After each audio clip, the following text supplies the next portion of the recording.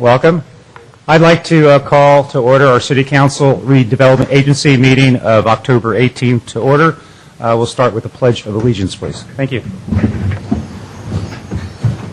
I pledge allegiance to the flag of the United States of America and to the republic for which it stands, one nation, under God, indivisible, with liberty and justice for all.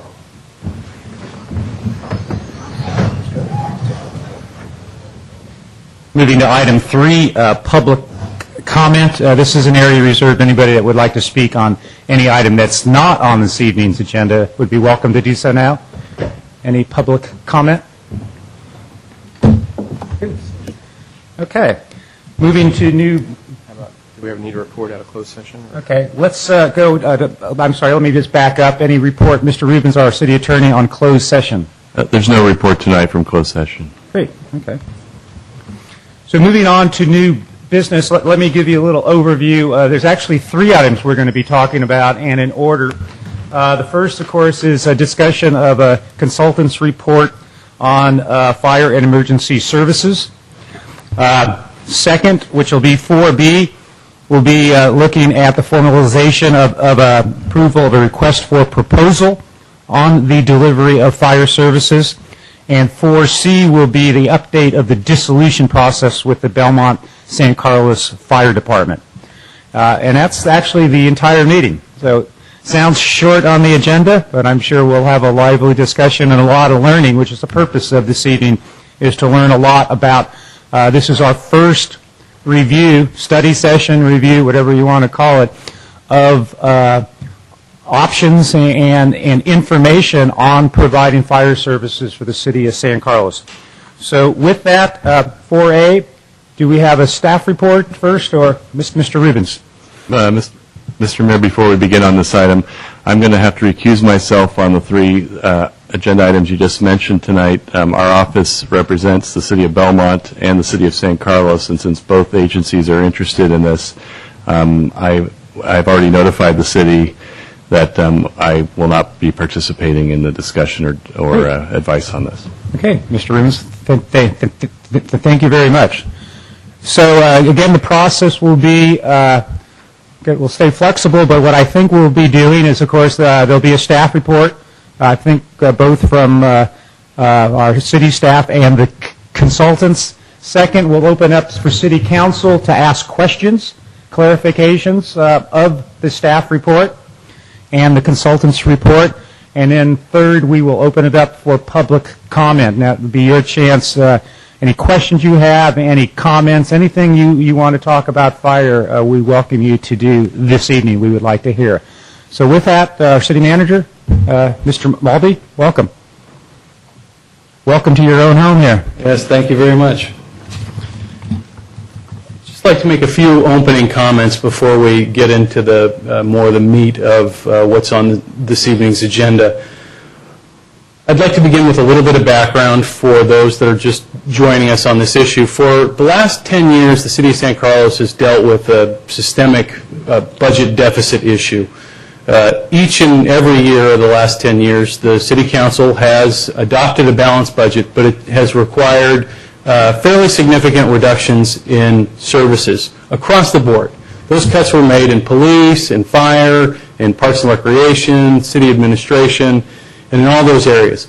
As we know, 2 years ago, the economy went into a very quick and severe recession, and the city of San Carlos, along with just about every other city across the country, was faced with large budget deficits.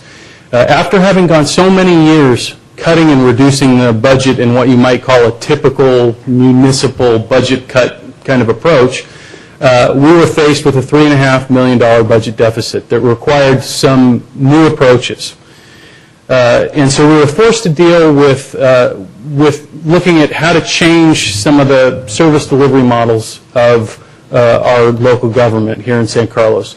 And about December of last year, the City Council, after the failure of Measure U, which was the half-cent sales tax that was on the ballot before the San Carlos voters, once that failed, the council came together and started to talk about what direction to go with to provide city services.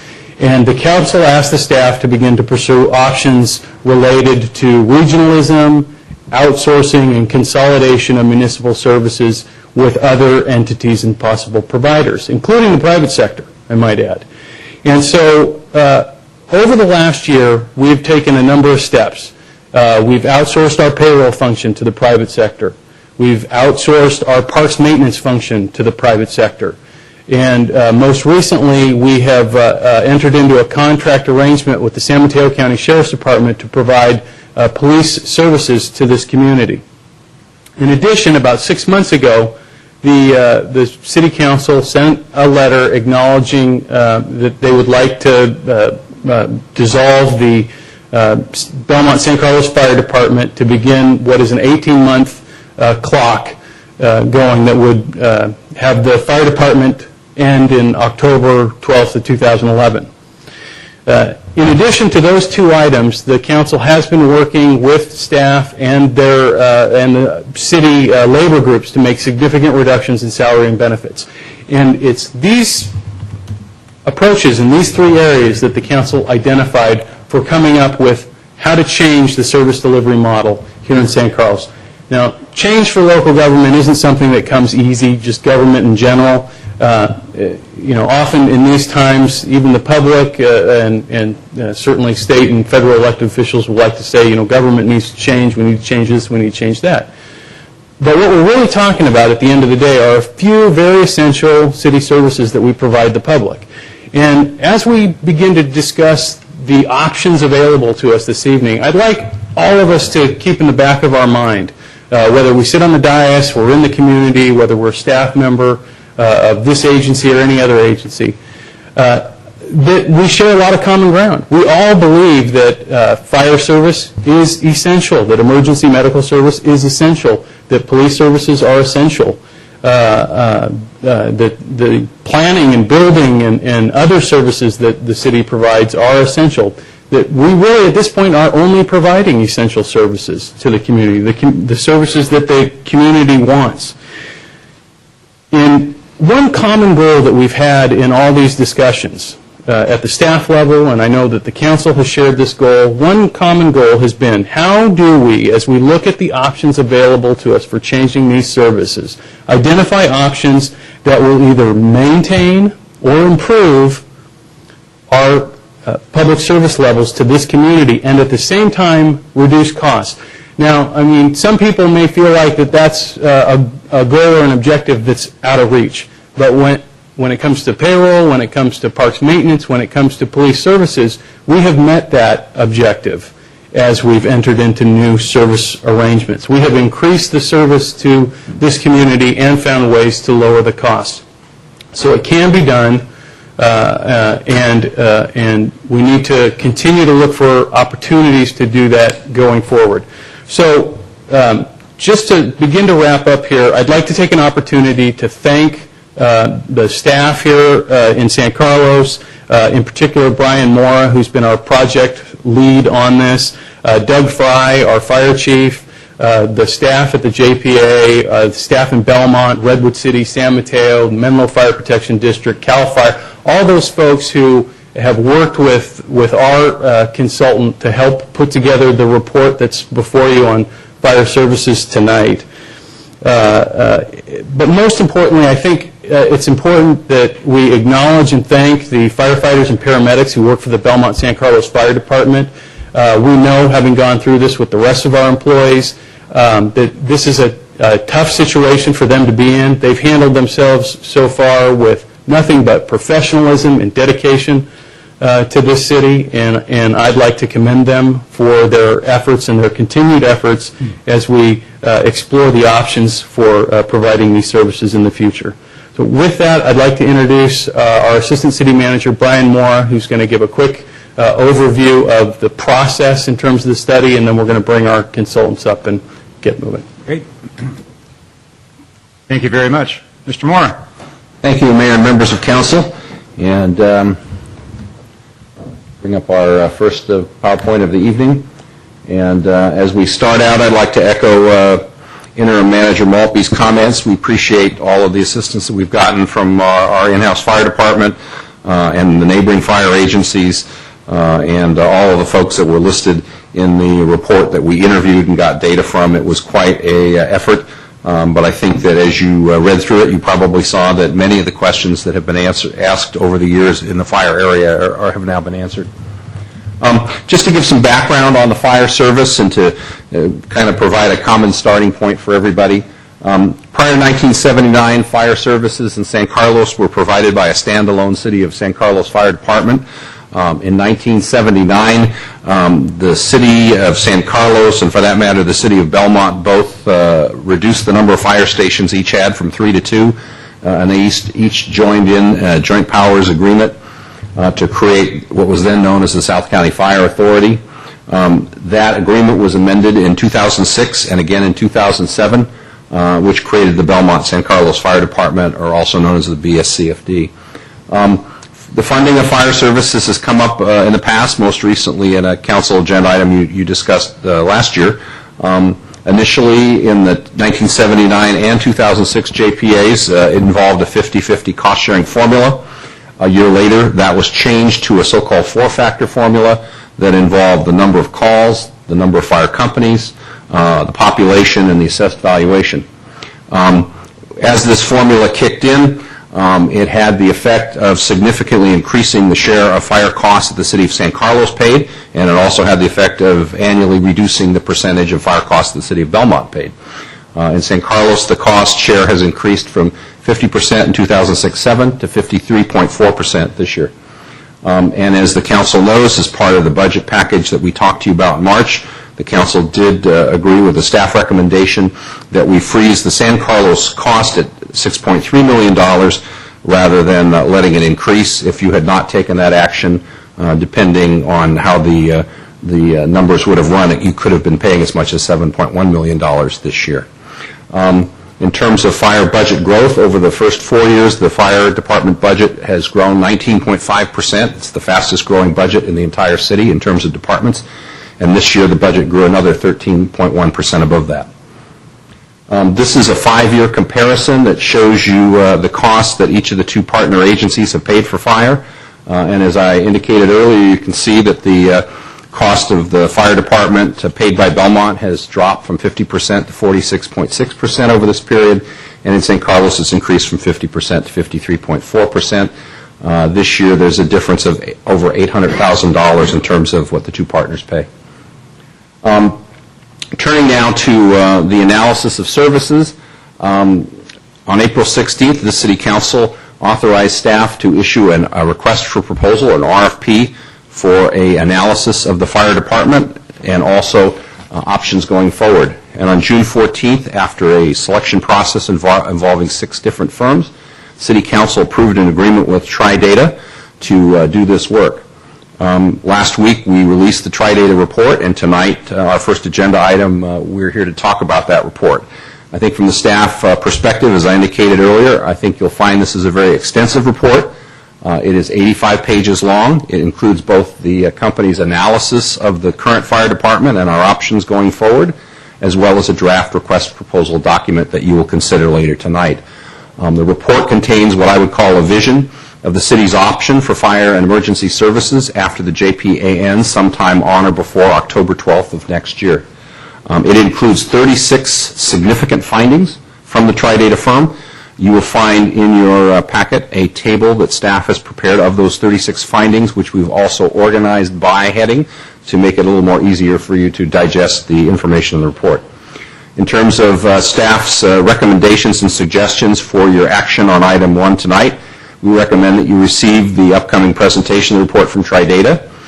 We suggest that in addition to taking public testimony, that you provide your questions and comments on the analysis to staff and TriData and provide any feedback and direction on this report. It is, as you can see, a draft report, and based on the questions and comments and any errata that you have and staff has, we will work with the consultant to final that report.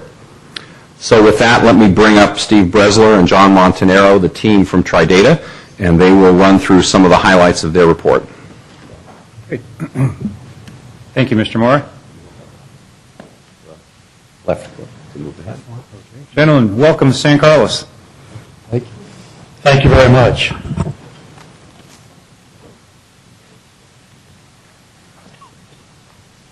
Mr. Mayor, members of council, before we get started, introduce myself, Stephen Bresler.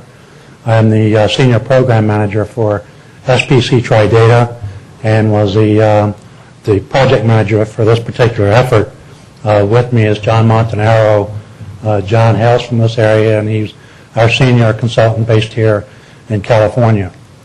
As we discuss the project, I would like to open by saying that kind of echo what has been said already, is that we received a lot of excellent cooperation from everyone committed to making this process a good one, one that ultimately would lead to ideas and future directions on how to provide the citizens of San Carlos safe, effective, efficient emergency services.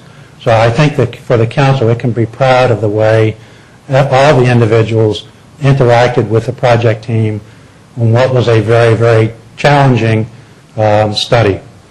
The second thing is that to a person, that certainly there were many ideas about dissolution and individual opinions about what should happen, what might happen, what's best, certainly from that particular individual's point of view.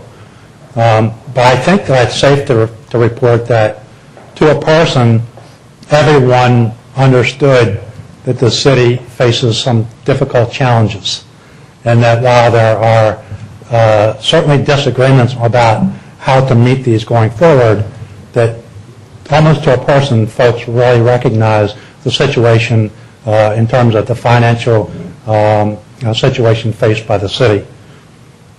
The other thing is, the final thing I'll say before we get into the presentation, is that you will notice in our draft report that we do not make specific recommendations.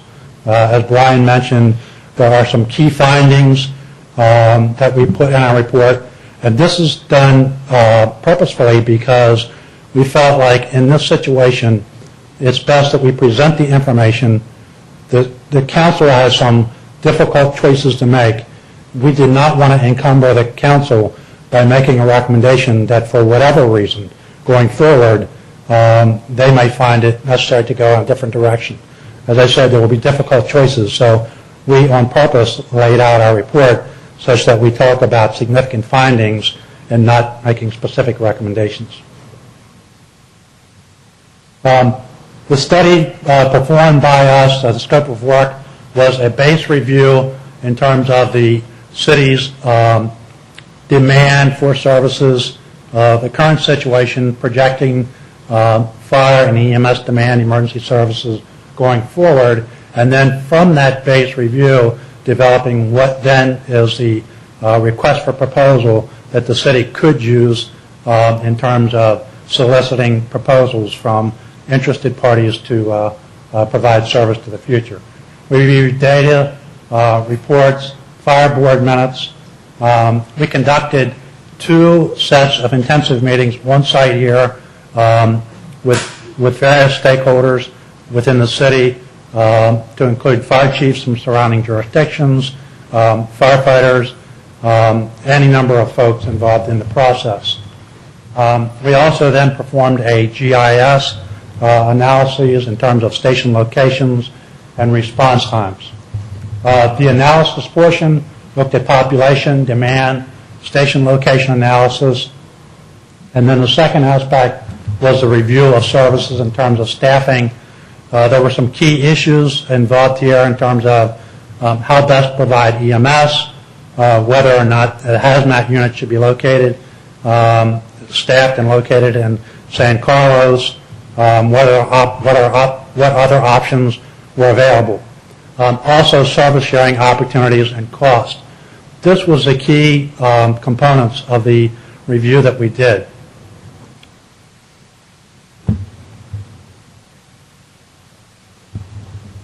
As I go through here, feel free, and we're comfortable doing it either way. If you would like to ask questions as we proceed, Mayor, I'll let you be the arbiter there, or if you prefer to wait till the end, we're comfortable doing either. Yeah, I just go ahead and proceed. We're used to writing things down and asking them all at once. So Okay, go very ahead. good, fine. We did do a population and risk demand analysis. We met with the planning folks. We reviewed data, both online. One of the things, the good news for San Carlos is that small increases in population are projected. There's little development taking place. The city's boundaries, there's not a lot of land to develop going forward. This is good news because, as you see in our report, we're essentially projecting very moderate increases in demand on any number of the incident types. Even with some increases in demand, they would fall well within the reasonable capabilities of the current stations that are already located in San Carlos, such that the city does not really need to look at options which greatly expands the resources available on both the fire side and the EMS side. EMS demand, even currently, is 54% of the demand for services. I would tell you that this stacks up as compared to other jurisdictions slightly below what we would find in other locales, where EMS demand can be upwards of 70, 75, even 80% of demand. So in that regard, it is the most prevalent demand for firefighters and first responders, and yet it's kind of on the low end of what one might expect to find. And you might note, that's not to say under your current system right now, you'll have years where you have a higher loss or a higher number of calls. Or if you make changes, that you might have a lower number of calls. That's a risk. And it's hard to say what will happen from year to year given the steady population. At its current operational tempo, for the calls in San Carlos. When we did the analysis, we wanted to look at the calls in Belmont San Carlos Fire District, Fire Department's area, and then we wanted to segregate those calls that were just within the city of San Carlos. You'll notice in the report we do look at it two different ways. I can tell you one of the significant findings is that data collection is not particularly good in the fire department. We had a lot of difficulty getting good data. The data that we were able to get primarily was incident data from the county's 911 system. We attempted then to match this up with local data on the National Fire Incident Reporting System, which is the national reporting system that the fire department uses to actually document the type of incident that they went to, how many personnel were there, the type of incident that it was, and the actual incident outcome. The collection of that data is not good. We had significant issues matching up the data from the 911 center to that of the ENFR system. That's the bad news. The good news, if there is some good news, is this is not uncommon. Collection of data, reporting of data is a problem nationwide. It's not just in San Carlos. You'll notice in our report that one of our comments is the fact that going forward, in any type of arrangement that the city pursues, is that this is something that the city, the council, should really insist on. That they're getting regular reports, that the city staff is getting regular reports on not just the number of calls, but what is the situation. And clearly, we had difficulty getting that kind of information from them. One of the critical things with data that you want to look at in the future is outcomes. When you look at data, that's one thing, but what happened after you did what you did? And that's a really weak part of emergency response data right now, and that's not specific to San Carlos either. In terms of the call volume, this is just for calls now in San Carlos, about 5.4 calls per day. So even going forward, if there were some significant jump in the number of calls that would even increase that by 20 or 30%, which is, as we said in the report, is highly unlikely. The number of calls in San Carlos could be handled, by the current assets that they have available. There's low demand for fire, low fire demand and losses overall in San Carlos. From 2006 to 2009, 13 structural fires over that period on average per year, and 45 other fires being incipient kind of fires, outside trash fires, automobile fires, and the like. We used the incident data, and we did a GIS analysis showing the incident density of EMS calls. This shows this is a 4-year aggregate data, and shows the areas within the Belmont Fire Department's area of operations, and the black line there showing the stations in San Carlos and the hotspot areas for EMS calls. The little white area there is the unincorporated area, which actually falls within the city of San Carlos. The same for the fire density analysis, showing the hotspots for those particular areas. So the good news is, in terms of station locations, I'll get into that in a minute, are quite good in terms of not just locating stations to meet some, standard of response, but also that, the one station in San Carlos is really in the hotspot area. In terms of a station location analysis, which we performed, we looked at the 4-minute travel time, 90% of the time, and this is a goal that I will tell you, and I've done probably in the last 10 years, I've done probably almost 50 major studies, and in addition, other studies that we've done in our shop. There are few cities that are able to meet this standard. But overall, San Carlos, for the reporting years that we had information, and we believe the information to be correct, that at 5 minutes and 8 seconds at 90%, and 4 minutes and 17 seconds at 80%. So the standard of response being at 90%, you're saying we're going to get to 90% of the calls within our standard, is very difficult, as I said, for communities to meet. And every community should not want to necessarily meet the high standard. And the reason is because all calls are not created equal. The key is to try to get to more of the emergencies faster. There are also areas of the city where you have lower risks. So that trying to meet a standard of 90% response time becomes more difficult, of a challenge to meet. So even at 80%, it can be very acceptable depending upon the demand in various areas of the city. The location of the current stations is excellent. So when you saw the maps there, when we first began to look at the situation, we kind of looked at the layout of the city, understanding, where the main thoroughfares were, the location of Station 13, more toward the eastern boundary.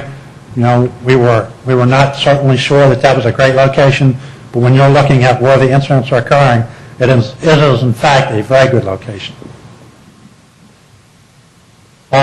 This particular GIS map shows the response travel times from the 2 stations in San Carlos, Station 13, Station 16, and less than 4 minutes and less than 8 minutes.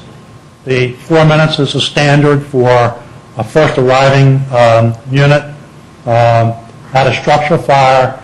The 8 minutes is a national standard for the arrival of the full first alarm assignment. When you look at the coverage area of the 2 stations in San Carlos, you can see that only on its western boundary and some areas up towards Belmont, or towards Station 15, is not being covered within 4 minutes. Again, that is using the strict definition of meeting a 90th percentile travel time. So overall, the coverage of the two stations within the city is excellent. The question then becomes, are the right resources in those stations going forward? And we'll discuss that. A couple of things about the station location analysis. We were also asked to look at whether or not the city could be served by one fire station or one facility, and we determined that it could not be. Even if this new station were built, that there are some areas, gaps that could not be covered. The exception being if there were one station, and John, if you'll check on the location, built at a particular site, and CAL FIRE, an agreement with CAL FIRE Station 18 were reached, then the coverage area becomes better, but still not great. The problem with that is most of the incidents then that fall in those outlier areas are not within a good response time from Station 18 coming this way. If I may, help you out there. That was at Cordilleras and Alameda, I believe. Thank you very much. Yes, thank you. We determined that there is an overlap of coverage with 4 Redwood City fire stations on the western border. I would say to the council and to the group that when we initially began the study and our scope of work was specifically for the city of San Carlos. So as we began the study and we began to look at the issues involved and the opportunities involved is when we really came upon the possibility of some service sharing potential. So what we've done is look at those opportunities within the context of our study. And to even go further will require us to kind of broaden the scope of work, if you will, to look even more in depth with Redwood City, with County Fire and others. But we did determine that there's an overlap of coverage with the Redwood City stations and that there's an opportunity to share Station 16 with CAL FIRE Redwood City. The final point, and kind of following up with the remark I just made, is that really before proceeding with some kind of a permanent or almost permanent arrangement with Redwood City, we did not do a full data analysis of Redwood City's demand. We know that which stations tend to have the highest demand. We know what the demand is for Station 16 and the capacity there to handle more calls than it currently handles. What we don't know is how many more calls would that generate if there was some kind of partnership with Redwood City and even with County Fire. So there should be a demand analysis could be conducted very quickly if there's interest on another government's entities on their interest in pursuing this option. That study should be conducted. And the other follow-up comment to that is that for them, for their council, for their decision makers, they would have many issues to consider just as this council does. So we put it in there, we looked at it, the opportunity exists. Certainly some more work would need to be done before a final decision were made. This is looking at the travel time, the GIS mapping, showing again, the less than 4 minutes and less than 8 minutes. This is a scenario if Station 16 were in fact the facility being used and Station 12 in Redwood City shared those resources, whatever they might be at Station 16.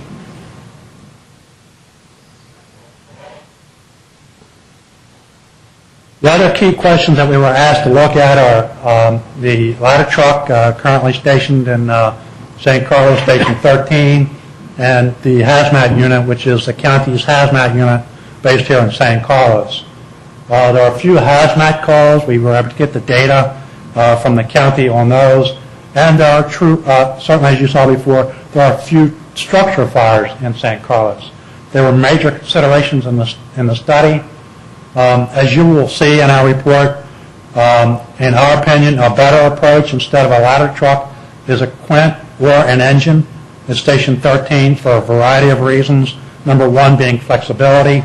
The second for water application, not just having the aerial ladder availability, which based on the information that we were able to gather is not used a lot within the city of San Carlos.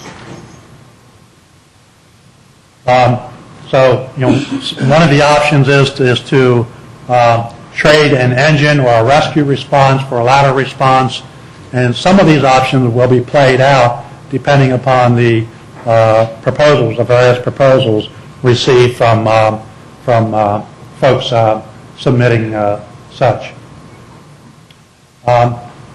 There's certainly going to be a decision that has to be made as to whether continue providing to being the hazmat provider, and that should certainly make sure that there is a full cost recovery. There's some question as to whether or not that full cost recovery is in fact taking place now. Again, we were asked to look at the operational aspects of it. We did see some of the financial information from the hazmat budget, but there is question as to whether or not 100% of the costs are being covered. The other question that the council will have to, as proposals are received and options are vetted in terms of the hazmat it is an essential county service.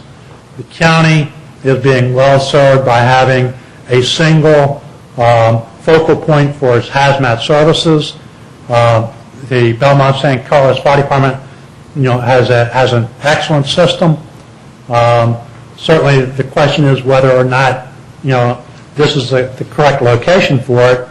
So even if the cost issues are considered, one of the things that will have to be considered is the logistics of moving the unit.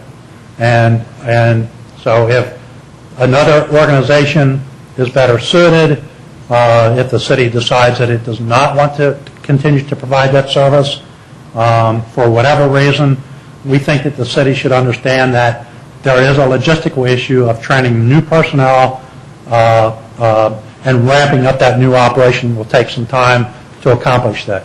That could easily take you more than a year if you wanted to transfer hazmat responsibilities outside of San Carlos under the current commitments, and that's real important to consider. And to the county's benefit, to the fire services benefit, the fact that there's only one primary hazmat delivery vehicle and focus point in the county is really good. Many counties, this is one area where there's a lot of duplication of services. It takes a lot of time, commitment in terms of training personnel, and maintaining those important services. So in that regard, it's the way it's done is excellent. It would be a very, very difficult thing to maintain with a two-station department. The JPA as a four-station department, I'm sure, found it a struggle to maintain all the training and certifications required. With two stations with a limited number of personnel, it's going to dramatically impact the ability to effectively do that. I know we've covered certainly a lot of material in a very short period of time, and at this point we'll open up to questions from council. Okay, great. Thank you very much. So I think what I'd like to do, I think we all will have a handful. Maybe start on my right here, Mr. Klein, and maybe if you could ask maybe 2 or 3 questions, and we'll work our way left, and then we'll work our way back until all the questions are out. And if there is a question that we cannot give you a specific answer for because it requires us to go back, and we will certainly get that from the council's minutes and make sure that we get that back to you in writing. Great, thank you. So, Mr. Klein, you want to start off? Yeah, first I have 2 clarifications. In your report, you put a significant finding.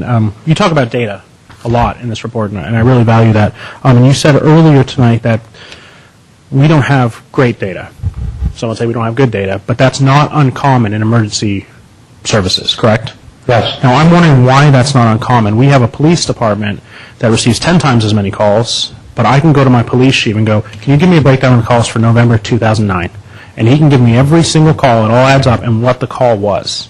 How come we can't do that for a department that receives 10 times less? Yeah, it's actually a very good question.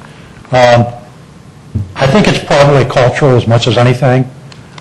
Police departments, in terms of their business, the way they conduct day-to-day business are much more data-driven than fire services have been. This is true nationwide, so it would not be uncommon to go into another community and find the exact same thing that you're stating here. Most communities, they certainly understand that as much as police is responding to calls, most people don't necessarily think of themselves as being probably getting mugged tonight or some other crime happening to them. So police departments have been very effective in driving their system based on data. Fires, typically, the model has been in the past, and this is changing. This is what you're doing, is looking at, we're providing an insurance policy, the same level of coverage 24/7, because, we're preparing for the eventual situation that some incident may occur. So they really didn't see the need, in terms of the fire service, of saying, we need to have flexible staffing, we should have more resources at one time than another. Police departments have been doing that for many, many years. So I think because in many ways maybe governments haven't done a particularly good job of requiring our fire departments to do it, and fire departments, and sometimes to the fire departments, they have not had the resources available. Police departments tend to have very robust support services. There are very few police departments of any size that would not have a planning department. I can show you cities of 200,000, 400,000, 600,000 population that don't have a planning section in their fire department. Okay, so that's part of the problem. It's not because fire departments don't want to do it. They've not always been required to do it. They've not made decisions based on it, and quite frankly, they haven't been given the resources to do it. One of the other reasons is a change in the way the data is collected. Over here, a couple of years ago, you use this system to collect it. Then you switch systems and go to this way to collect it and find out they don't match. And so recalling that older data becomes very difficult. And I wanted to repeat again that in the future, from what Steve was saying, you need folks who are dedicated to working the data system, writing programs where you just literally almost like push a button to get this information out, instead of looking at, oh my God, I got to take 5,000 pieces of data, all of this doesn't come out electronically, I got to do it by hand. And it's not relational. Yeah, it can be a simple. We did a major project in Pittsburgh, and they were trying to track all of their incident, trying to meet the response times. And the one executive support person, her job every day, and certainly Pittsburgh is much larger, was to contact the dispatch center, and they took the times from the 911 system, and she basically put it into a spreadsheet. So it doesn't have to be rocket science. Any number of ways it can be done. And the current system doesn't encourage fire folks right now working on shift after an emergency call to sit down and to go to any great lengths to explain the impact of response time to whatever the situation they encountered and what were the benefits of what they did and what would have changed if it were something else. Okay, well, that leads into my other question. In this report, and I want to make sure that I'm correct on this, you don't only split up in call volume, but you also split up an hourly workload. So we have 5.4 calls a day, but you split it up with stations where the station 16 on Laurel averages an hour and a little bit more, a little bit change workload per shift. And shift is For calls occurring in St. Carlos. That's correct. So that doesn't include mutual aid. But that's per 24 hours, correct? Yes. So if we were to double that, that's 2 hours per 24 hours. Right. And that would pretty much encompass mutual aid easily. And that's why I said there's capacity in the system to handle additional calls, but those calls outside of St. Carlos have to be counted. Yeah, so my question is, and we just heard that the system doesn't encourage the collection of data, doesn't encourage taking the time to collect the data, but you're telling me the workload for one station could be, including mutual aid, 2 hours a day, and the other station's less than that. Why can't we collect the data then? Or why aren't we collecting the data? I mean, it shows that there is time. Yeah, you'd have to redesign the system and Okay. set up new standards and operational policies and lots of training and some work with supervision. Okay. People have got to be trained and they've got to be dedicated and diligent to the collection of data. And so that's an organizational function and a leadership function. Okay. And so then that brings up to my last question, and then I'll pass it off. We've had many discussions on the fire board level about the tiller truck, which I'm sure you have read the minutes on. And many times we've received different data on how often it was used. Sometimes it's 7, sometimes it's 14 or 13, and one report it was 70 times. So is this data, these 13 average calls, these 13 average structure fires, that's not concrete. That's about as close as we're going to get, though, correct? In any study, I will tell you, we can only report the data back that we're given. And we have to assume that it's correct. Okay. So this came from the number of incident types that we report in there came from how the incident was reported to the 911 center. If it turned out to be something else, okay, this is the way it was reported to us. Okay, because what I'm seeing is that you're reporting 13 structure fires, which will require the ladder, per year, and about 2 hazmat calls per year in San Carlos. So combined, that's 15 calls per year is what we're averaging out of 1,800 plus calls in general for the entire city, correct? Okay. Yes. Those are my own questions for now. On the data issue, I also wanted to mention to you that firefighters, there's a whole lot of non-emergency work. So that's a good comparison with a lot of non-emergency work time. That isn't all they do. No, I know that. Yeah, I know there's training and there's other things that come up, but we're talking about emergency call workload. So the sole purpose was to get an idea of their workload in terms of their ability to handle more calls. More calls. Okay. Okay, Mr. Coyne, we'll get back to you with a few more questions. I have a Vice Mayor long Ahmad? Thank you. I wanted to read a paragraph of this report into the record. Fire Chief Fry, along with officers, firefighters, and support staff members, were extremely cooperative, gracious, and forthcoming during the project.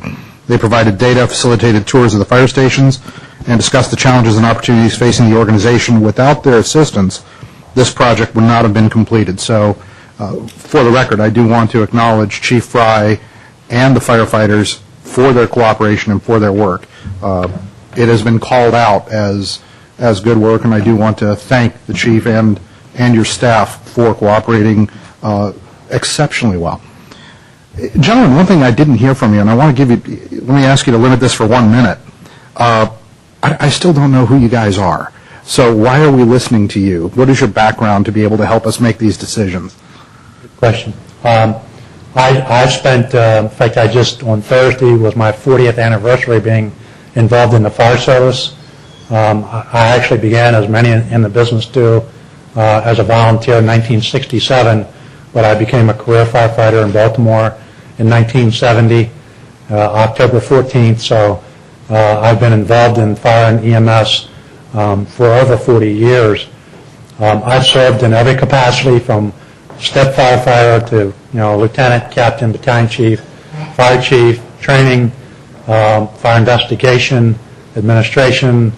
I even served a stint in a 1,000-person department as a human resources commander, which nobody will ever admit to the fact that they did something like that. So I've got a pretty wide, varied experience in emergency services, and I've been with Tri-Data now for almost 10 years, and I'm their lead analyst on their, typically I do most of their large projects and more complex studies, and I do focus on metropolitan level studies, City of Vancouver, as I mentioned, Pittsburgh, Cincinnati. So my experience is in looking at all types of emergency services, career, all-career combination, not too many volunteer services, both in Canada and the United States. So I have a lot of experience, not just with one or two departments, but also nationwide. John? I'm pushing 46 years in the fire service in terms of working as a fire person to being a fire chief to being a consultant. I spent 22 years as a full-time fire chief and over 6 years as an interim fire chief, and I've done lots of consulting work and working with the development of teams as well as analysis of the fire department itself. And it's a pretty wide, broad experience from a one-station department to volunteers to 12-company organization from Northern California to Southern California. Great, thank you. It's clear your experiences are of benefit to us. I'll try to hit just a couple of questions fairly quickly. I wanted to follow up on a statement you made regarding the data. One thing you said was it sounded like reporting is rather culturally driven, and the second thing that I heard said was it appeared that the decisions were not really being driven by the data that we've collected. If that's the case, then how are decisions made? Like they are in many communities, they tend to be more emotional.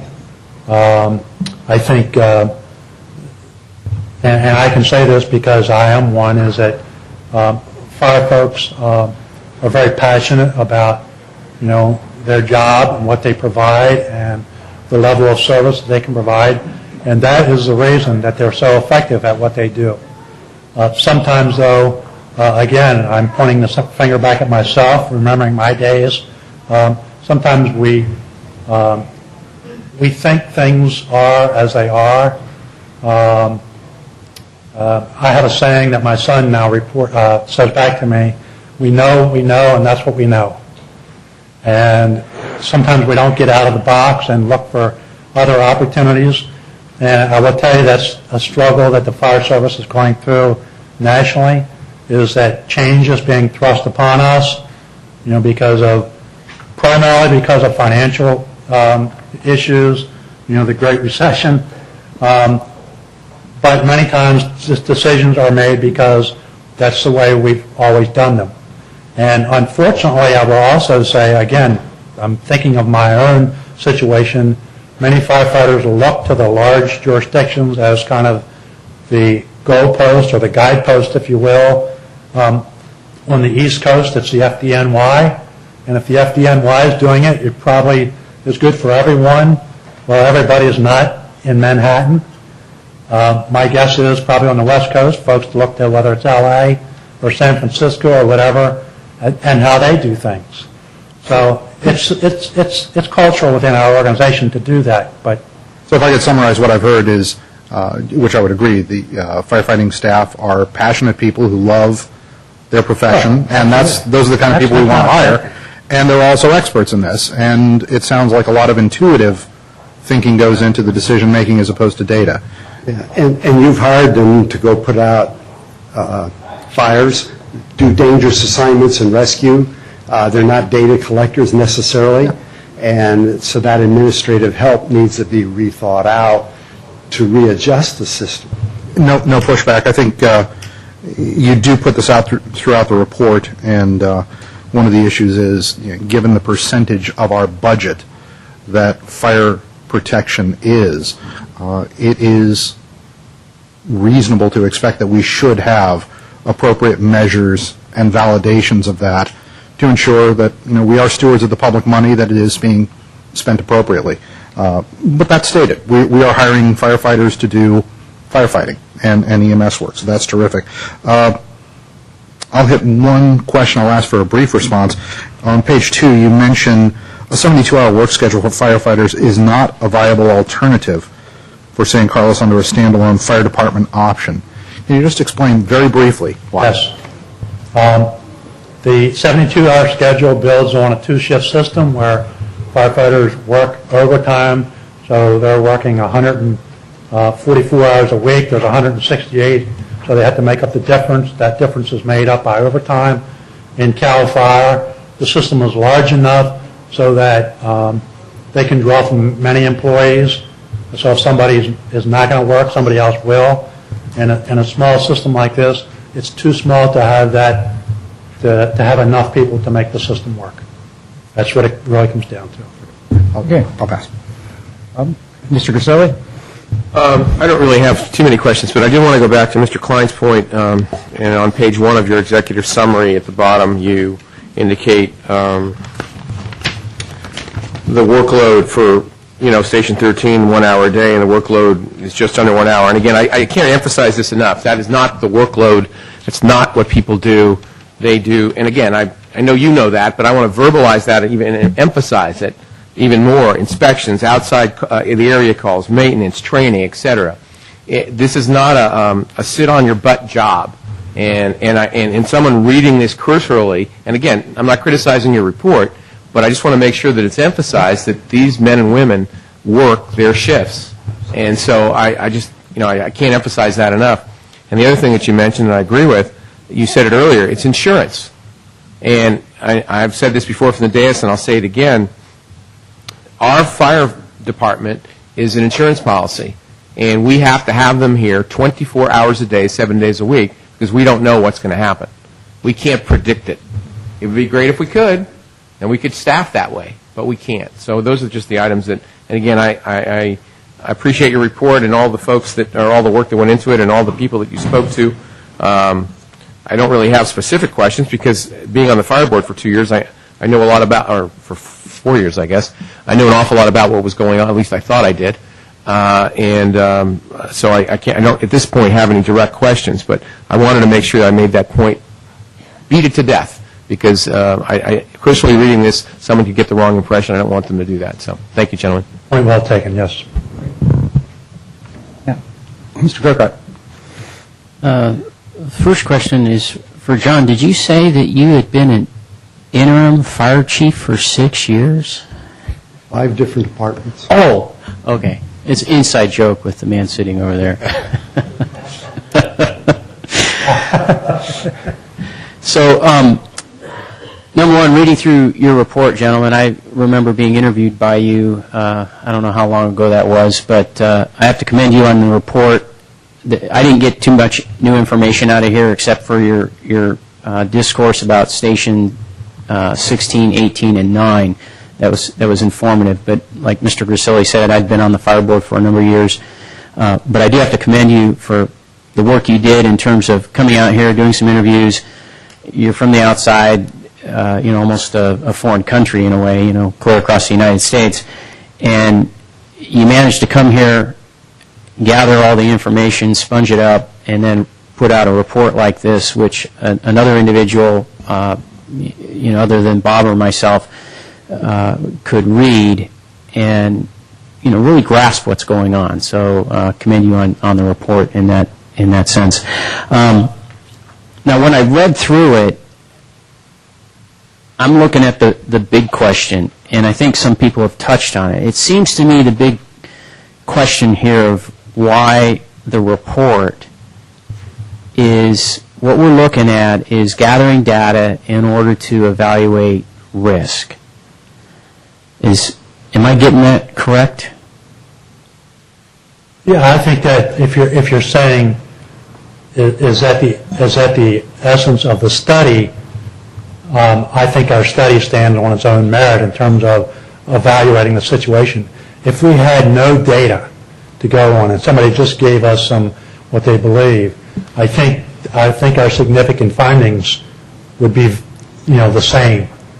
Okay. Mm-hmm. Somebody said, well, this is about how many calls we have, and this is what we do, and this is the ladder truck, and this is where it's at. I think the report would have been essentially the same.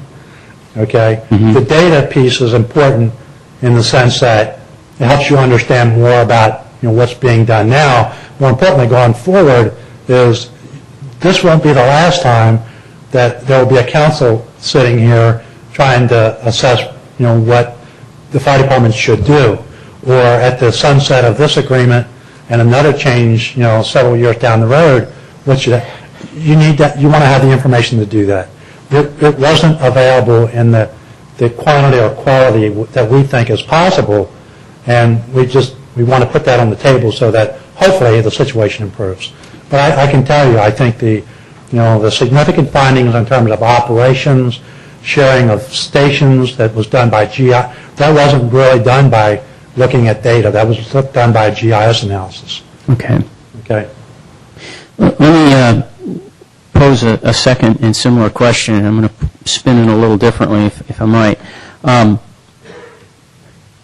Sticking with this whole idea of data and risk and so forth, we started out, as you, or somebody even tonight, I think, mentioned, I think it was Mr. Malpe in his report, we started out prior to 1979 with two fire departments, 6 stations. And so the approach to risk has been rather organic, I'll call it. Meaning, we started out with 6 stations. When we came together as one department, we immediately closed down 2. So then we had 4 stations. And then a while later, we closed down a whole company at Station 13, because Station 13 used to have water, in other words, an engine, and a truck running out of there. And then we shut it down to where we only had the truck. You mentioned in your report also how with the new Belmont-San Carlos Fire Department compared to South County Fire, we made the decision to put the truck sometimes in Belmont and sometimes in San Carlos. And you asked the question in your report, why was that? And I think at the time the fire board said we were dealing with risk. And where do we want that service coming out of, and how do we want equitable coverage between the 2 partners? And that's why we did it. Other than the fact that we built Station 14 and now had a garage space to put the vehicle. And the other risk factor that we approached organically, I would say, is hazmat. And you mentioned that in your report about whether we should have it here or not. Now, I've got some questions later on, but just staying with my theme here about risk, you can talk to Mr. O'Donnell sitting in the seats right behind you there about how that came about, a major incident in San Carlos, the loss of some of our firefighters that day of the incident, others who lived with that day for years to come, and that was the impetus for starting hazmat in San Carlos. You mention it in the report, and you say you don't know why it's here. Well, that's why it's here. And again, that to me is dealing with risk in an organic fashion. You're kind of weighing things, you're adding things, you're cutting things off and saying, okay, how does this work? And the most recent one, of course, was shutting down engine service out of Station 13 and saying, okay, how does this work? Unfortunately, I think you're right in your report. We don't have all the data. There's a number of reasons for that, changing systems and so forth. But my question to you after that long story, if you will, where do you think we are in this whole process of, you guys study data. Where do you think we are in terms of this risk analysis and our history? Well, again, I would go back to say that the fire department has not done a particularly good job in collecting data to make decisions or to recommend different directions of providing different levels of service. Ultimately, and I will tell you, ultimately at the end of this process, no matter how much study we do, we could spend the next 3 years studying the situation. The choice about emergency services comes down to risk in terms of what is the level of risk a community is willing to accept for the money that it can spend. Okay, so efficiency is not just a buzzword in San Carlos; it's a buzzword everywhere now.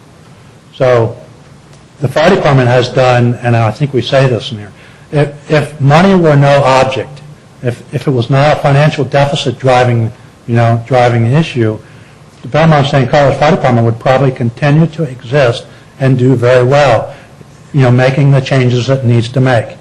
Okay, but that's not the situation. That's not the situation we were presented with. right? The situation we were presented with is, this is a financial situation. We need to look at different ways of delivering service to include that there, EMS demand is the most significant demand in our community, is going to continue to be, and how can we do that more efficiently? So collecting data is only one part of it. As I said, if there were no financial issue, we probably wouldn't be standing here talking about this issue, because they're delivering a good quality of service. But what is driving is the fact that the city needs to, or at least it's made its decision, that it needs to look in a new direction, and that it can't do it with the current partner, with Belmont, for the reasons that we state in there, because you're looking at a marriage of a fire protection district, which has its own fire tax structure, as compared to a municipal government that doesn't. So, again, I'll just say that the data collection and making decisions on data is only one small part of it. And I don't know if that answers your question, but... It segues into, I was going to stop there, but you've given me such a good segue. Mr. Mayor, I'm going to ask one more question, and then I'll come back around to the other ones later. On page 41 of this report, it says that San Carlos would like to save $1 million to $1.2 million. Now, there could be argument that really this whole thing started over about $125,000 in the last budget cycle. But that's what's in this report, is that some comments were made about trying to save $1 million to $1.2 million. From what you guys have, the data you've collected and the report you've written, do you think that's possible, and if so, how? Well, we won't know until bids are received. I think it's very possible, yes, but you certainly won't know until you see proposals and get a chance to evaluate them. But do I think it's feasible? Yes. Okay. Thank you. Oh, sorry, I forgot you're here. Yeah, let me. No, I don't mind being skipped. No, but I would like to, like a couple of my council members here, before I ask a question, a little introduction, especially for some of our viewers at home on the web or on TV. I want to make sure citizens of San Carlos know some of the real positive parts of this report, which talked about, and you hit on them slightly, but our overall response rates from the work that's been done over the last 20 or 30 years are low property damages. The actual physical locations of where our stations are, I mean, this is thinking that's been done over several years here. Our total protection of life in the fire department is so good in San Carlos. Most of the factors it measured, we were either double or half, which meant we were twice as good in all cases as industry averages throughout the country. So we're in great shape. And again, what drives this is interesting. I had lunch today with someone who works for a county government in Texas outside of Dallas-Fort Worth, about 10 times the size of the city of San Carlos. And he showed a chart that showed in all business sectors of government, park and rec, planning, you went through it, over 10 years, all these departments have diminished in headcount a quarter to half of where they were 10 years ago. Cutting, reductions, and yet safety has gone up. And we kind of shared the same sorrow over lunch, because that's the situation we're in. We were able to hire people, and of course with wages and benefits and pensions, that's kind of why we're in a situation where we'd love to maintain that level of service, but the sustainability is not there. I think the other really important thing that I read out of the report that we haven't talked about is decisions that were made with our JPA 10 years ago were probably the best decisions made at that time. But things have changed. So there were comments in there about use of a ladder truck, the HAZMAP, using assessed value as one of the components of the distribution of costs. Maybe could have been good at that point, but now some of those models or approaches do not work in current days' needs for the city of San Carlos. So it actually showed, and to me that's good news, because change is good, and we have to be flexible to look at change and how it impacts us and the level of service and the affordability. So that's my quick 2-minute summary of the report. It really is a compliment to our staff, but I'm also opening a door that we continually need to look at where we are now and look ahead on where we're going. So with that, my first question is a real general one. Many cities, as you know, in the Bay Area, especially on this side of the Bay, we have 20 cities in our county, are looking at change. Most of the change is merging and consolidating two or three cities. One of the things that I've done in my business practice was when you do consolidate, you also re-engineer the process, re-engineer, retool, whatever you want to call it. And my question is, it actually pertains to a quote here, which I'm referring to on page 38. I'll quote unquote here. You say, medical demand is the primary need for San Carlos residents, yet service levels are geared more towards fire protection. The trend for mostly emergency medical services demand will continue. So this is an area where there's change. We're running a fire department. A lot of what we run, there's been changes, but it's still a fire department, and yet the business model towards emergency medical services, I hear from citizens, and now I'm reading in your report, 54% is emergency medical services versus 1% for structural fires. It is a tremendous shift of what the business need out there is. So my overall question through all this talking is, in your experience, where have cities been successful in doing the re-engineering?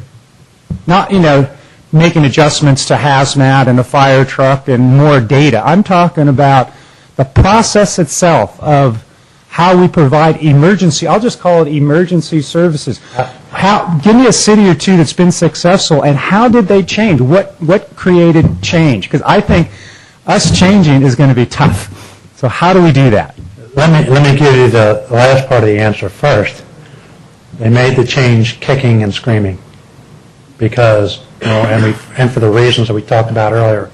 The one recent example I can give you is the city of Vancouver, British Columbia, which we just finished a major study of in January of this year.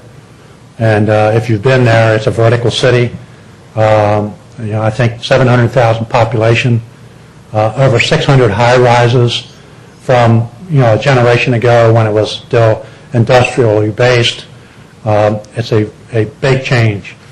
About 20 years ago, maybe 15 years ago, before my time, Tri-Data did a study there and suggested that they needed to go to light-duty EMS response vehicles. Personnel were not particularly happy about doing it, but they made the change and it was successful. And as the change was made, they also implemented a mandatory residential sprinkler program in the early 1980s. It's the largest city of its size that has a mandatory residential sprinkler program. And their fire incidents in Vancouver, a very large city, are very, very, very low. So they closed some stations, particularly some single unit stations. They implemented some EMS quick response units. Over the years, those units began to morph into larger vehicles. The initial focus was on, just as I said, light-duty response units. They tended to get larger, more equipment. I think they were up to 3 persons. We just finished a second study, and we looked at the situation, and what they were doing was working well.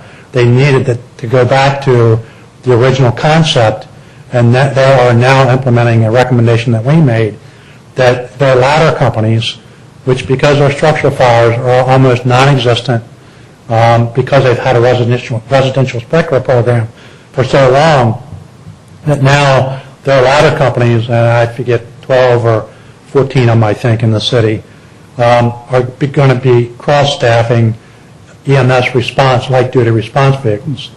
So, I mean, that's an example of saying, you know what, we're going. Our problem is like it's not a unique situation.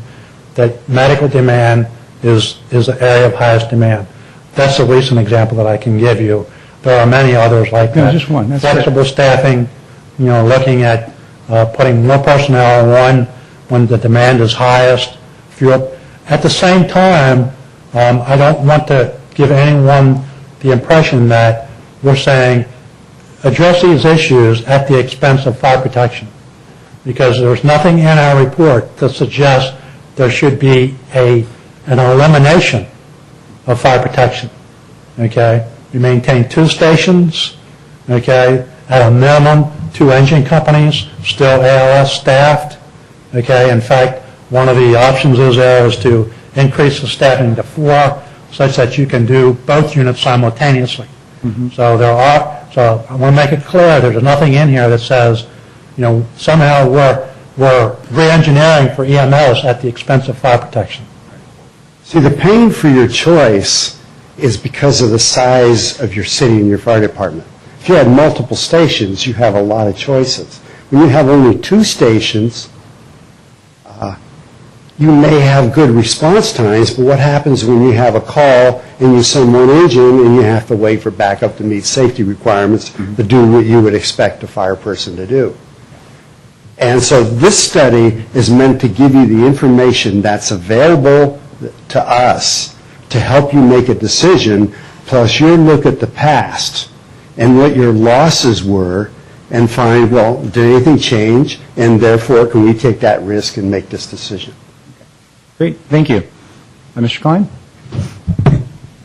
Okay, well, it was brought up, so we're going to talk about type of vehicle response and cross-staffing. So currently, with our current department, we have the ability to respond, if we're just looking at San Carlos, not including the JPA, just in San Carlos, we have the ability to respond to 1 fire at a time, based on the fact that we have a truck that doesn't have the capability to have water, and we have an engine that doesn't have the capability to fight a fire due to the fact that it has only 3 people on it. So at all times, if there's any fire, we need both pieces of equipment to show up. And you list there's a footnote in here talking about one of the fires that we currently had, and this isn't fact, this is just what the first responders believed what was the issue, and that was the truck showed up first, having the inability to deploy hoses and wait for the other company to show up, and then to begin immediately fighting the fire. The truck showed up, had to wait for an engine to show up, then they began deploying hoses and fighting the fire, and the belief is because of that we may have lost somebody. And that's correct, right? In all those situations, that we have only the ability to get to 1 fire at a time. That's correct. We have the ability to go to 2 medical calls at a time, correct? If we send 1 engine and 1 truck. Yes. Okay. So they both can do that. If we were to cross-staff and add a firefighter onto the other engine and cross-staff with a light-duty rescue truck, which for most people who don't know, it's a glorified pickup truck. It's a little larger than a pickup truck and has the tools for EMS, but does not have the ability to fight a fire. If we were able to do that, we could possibly respond to 3 or 4 medical calls at one time. That's correct. And we'd also, if we had 4 people on an engine, and possibly 2 engines, if we were to move the tiller truck and have another engine, we'd have the possibility to begin at least fighting 2 fires simultaneously. That's correct. It probably would require other equipment to come in from mutual aid due to the size of the fire, but we'd be able to at least start fighting the fire without mutual aid, correct? With limited choices on what actions you take in a fire. Of course. And I understand that mutual aid comes into it, but we'd at least have the ability to begin putting water onto the fire. So then my other question comes into, you had mentioned here about the truck, the tiller truck, that you do not believe it is the right piece of equipment for San Carlos. That an engine or a quint, as you bring up, is more a proper piece for San Carlos due to the fact that we would have the ability to have water in our downtown area, or in that highly concentrated area where it appears that that's the station that has the most calls. But that station also does not have water, correct? That's correct. So you don't make real recommendations in here, because I understand you want us to be able to make those, but you do somewhat recommend that the tiller truck is not the proper piece of equipment. Yeah, we say that. Yeah, it's blatant. Do you believe the tow truck is the right piece of equipment there if we stay in the JPA? And we still only have 4 companies? Or do you believe going to an engine, regardless, would be the smarter idea? Don't mean to put you on the spot. Yeah, you know what?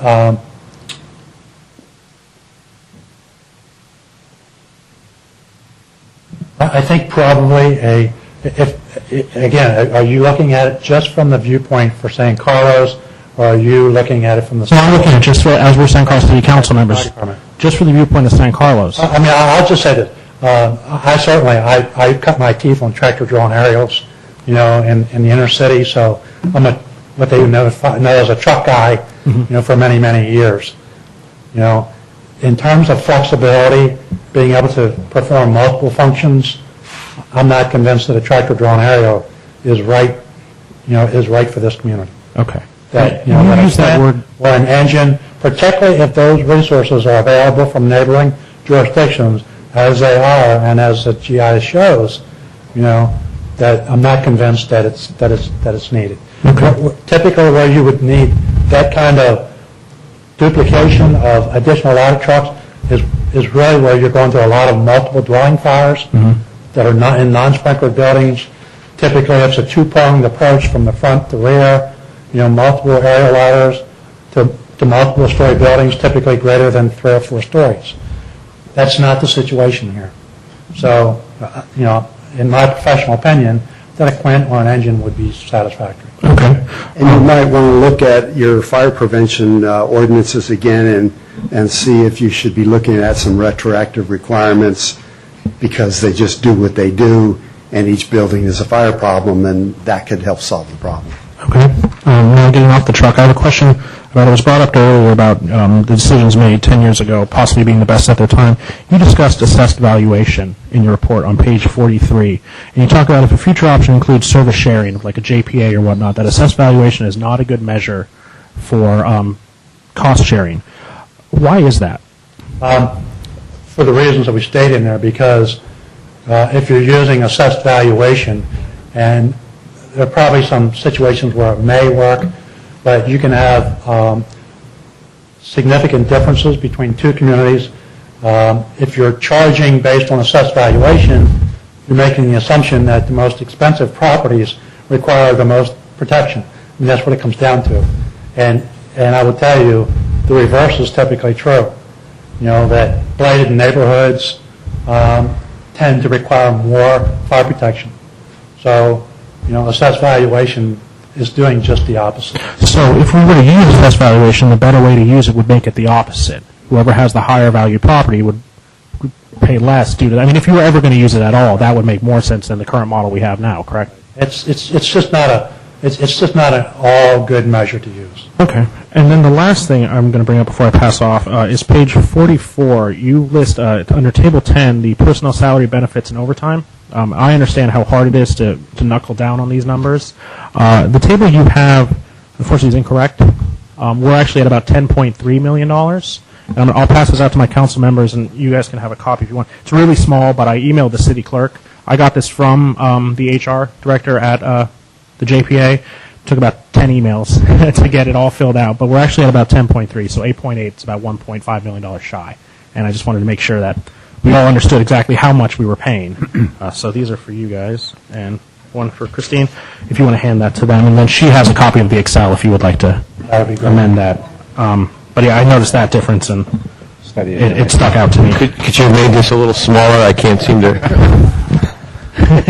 You can get the Excel off Christine, and it'll blow up for you. Certainly not going to be able to read it, so thank you anyway, though. But yeah, so I did the rough math, and it's about $10,275,425, but that's, of course, not adding any of the cents or the small change. But that's it I have for now, so I'll pass off for a little while. Mr. Mott. Gentlemen, there's a discussion on page 56 about battalion chiefs. So for some folks who don't know what a battalion chief does, number one, can you very briefly explain what is a battalion chief? And number two, you start to describe that we, for St. Carlos after October 2011, it should not implement a system where it hires its own battalion chiefs. You go further to say that to staff one battalion chief's position 24/7, we should expect to pay about $800,000. Even if salaries and benefits are reduced by 20% under a new pay plan, the cost would exceed $600,000. So can you explain what is a battalion chief and what is your course of action following? Okay. A battalion chief is a shift commander responsible for more than one station. They have day-to-day responsibilities in terms of management oversight of the personnel, directing the captain, doing personnel evaluations, performing training, all of the management-related functions in terms of operating that particular shift, doing staffing for that shift, and also then for the next shifts to make sure that the right number of personnel with the right qualifications are on duty. And then the most significant responsibility is to respond to structure fires and other incidents where there are multiple units dispatched. And the battalion chief's responsibility is to establish the incident strategy and then oversee the operation through its entirety. So it is a critical position. It's certainly much needed.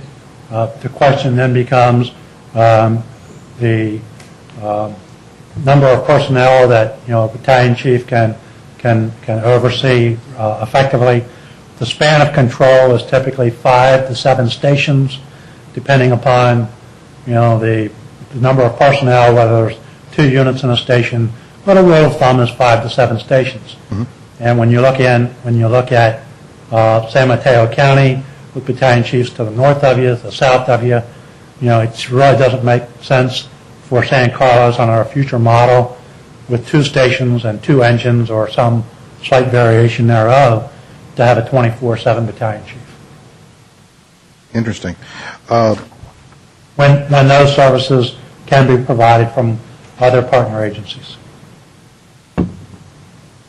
Excellent. Moving to one of the things we were talking about was continuous shifts. I think this was really talking about the 56-hour work week versus 72. And you put in your report on page 47, apparently one firefighter commented he once worked 13 shifts consecutively without a day off. Is that even legal? I'm not an attorney, so I can't give that question to someone else, but it certainly wouldn't be ethical. All right. But that was the situation, and I don't know that that's occurring now, but firefighters do work multiple shifts because of the staffing profile, the arrangement for staffing that they use. Many organizations are working hard at this time because they recognize that risk and are trying to limit that to 3 concurrent 24-hour periods. And some would argue that that's even too long. Can I jump in here a second? Please. I think if that did happen, the only time I can imagine that happening in the history of this department would have been during the transition time from South County Fire to the Belmont San Carlos Fire Department, at which time it was similar to now, except it was even worse because whereas now we're getting incredible cooperation from our firefighters, our chief, our battalion chiefs, and so forth. They're staying with the program instead of jumping ship. Back then, we had guys jumping ship. We had guys out on disability. I mean, the department was a mess. And just to keep stations open and not brown out, fellows were working overtime. Maybe then we had somebody work that kind of shift schedule, but not since it's been Belmont San Carlos Fire Department, I don't believe. Imagine standing before the judge and you had a terrific fire engine accident with a smaller vehicle full of people, and it was proven that person had been working 6 shifts. It would be tough. I'll ask one more question before yielding. Page 18, you talk about hazmat, and I want to dive into this just a little bit. Your point there is the workload for hazmat 13 is so small as to not be distinguishable. Considered over time, the reliability of the engine ladder truck at Station 13 is not affected by staffing the hazmat unit. So it sounds like if hazmat is there or not, the ability to respond to calls for San Carlos residents is not going to be affected. Did I read that correctly? That's right. Let me follow this up. One of the things you had mentioned is hazmat should go somewhere, perhaps a two-station. Fire department is not the best place. If you were to speculate, what would be an appropriate place for hazmat to go? And, well, again, I'm not going to, because, again, our study was really looking at the situation with San Carlos. To make some kind of a decision or a recommendation on that would require us to analyze the county system, Right. which we did not do. Great. So I'll just summarize that whether or not hazmat is here, the effect of that on the station, specifically 13, which sounds like our busiest station right now, would not be affected. That's right. Great. I'll pass for right now. Mr. Grisilli? Well, again, I just, as questions are brought up, I want to make sure that everyone understands that there's always a part B to the answers, and not trying to, correct you, gentlemen, but if you don't have, let's say, a tiller truck or a ladder truck, and let's say one of our neighboring folks do, because we do have mutual aid and drop boundaries in this county, which is wonderful, I guarantee you if they're putting out $1.2 million for these vehicles every so often, and we're putting out $35,000 or $50,000 for a pickup, a glorified, an extra pickup truck, they're going to figure out pretty quick that maybe we should pay for some of that. So I want to make sure everybody understands, if we don't have these vehicles, we're going to end up paying something for them, for the usage of them. So I want to make sure the public understands that it's not just either or, that we don't have to have it. Can I ask a question then? How much do Woodside and Millbrae pay for their truck service since they don't have tiller trucks? Mr. Klein, I have no idea what the answer is. Okay. All I'm saying is that if I'm in Redwood City and I'm continually sending my $1.2 million vehicle out here for whatever reason, I have to have some sort of a work with it. If we had a county fire department, however, that's a whole different world. But I just want to make sure that everybody understands that it's not going to be free if we end up, going that way. At least, am I wrong in this, or do you have? Well, I think the councilman's point is well taken. There are some cities that don't have a ladder and get ladder truck service. Mm-hmm. It goes to the broader point that, well, certainly the JPA, as it's operating in the county in the boundaryless system, is an excellent model. Sure. When it was implemented, nobody foresaw the days when cities would have to begin to cut services. Cut services. So, whether someone will pay for that, expect to be paid for that, or that is you provide this, we provide that scenario. You could do a trade-off with all kinds of things. We could be doing things for other cities. But I just, nothing's free. Nothing is free. Thank you. I just wanted to make sure that point was made. And when we looked at, and again, just as was talked about the battalion chiefs, I think the model that you mentioned, it's 24/7. It's right now we have 3 people on it. If we don't have a battalion chief, again, someone is going to have to be a battalion chief somewhere. So again, all part and parcel when we go for a request for proposal, that'll be involved in the cost. That's one of the elements that it'll be built in, not necessarily that much, hopefully, but some percentage of that number will be built in. Again, nothing free. So that's all I had. Mr. Gilcott?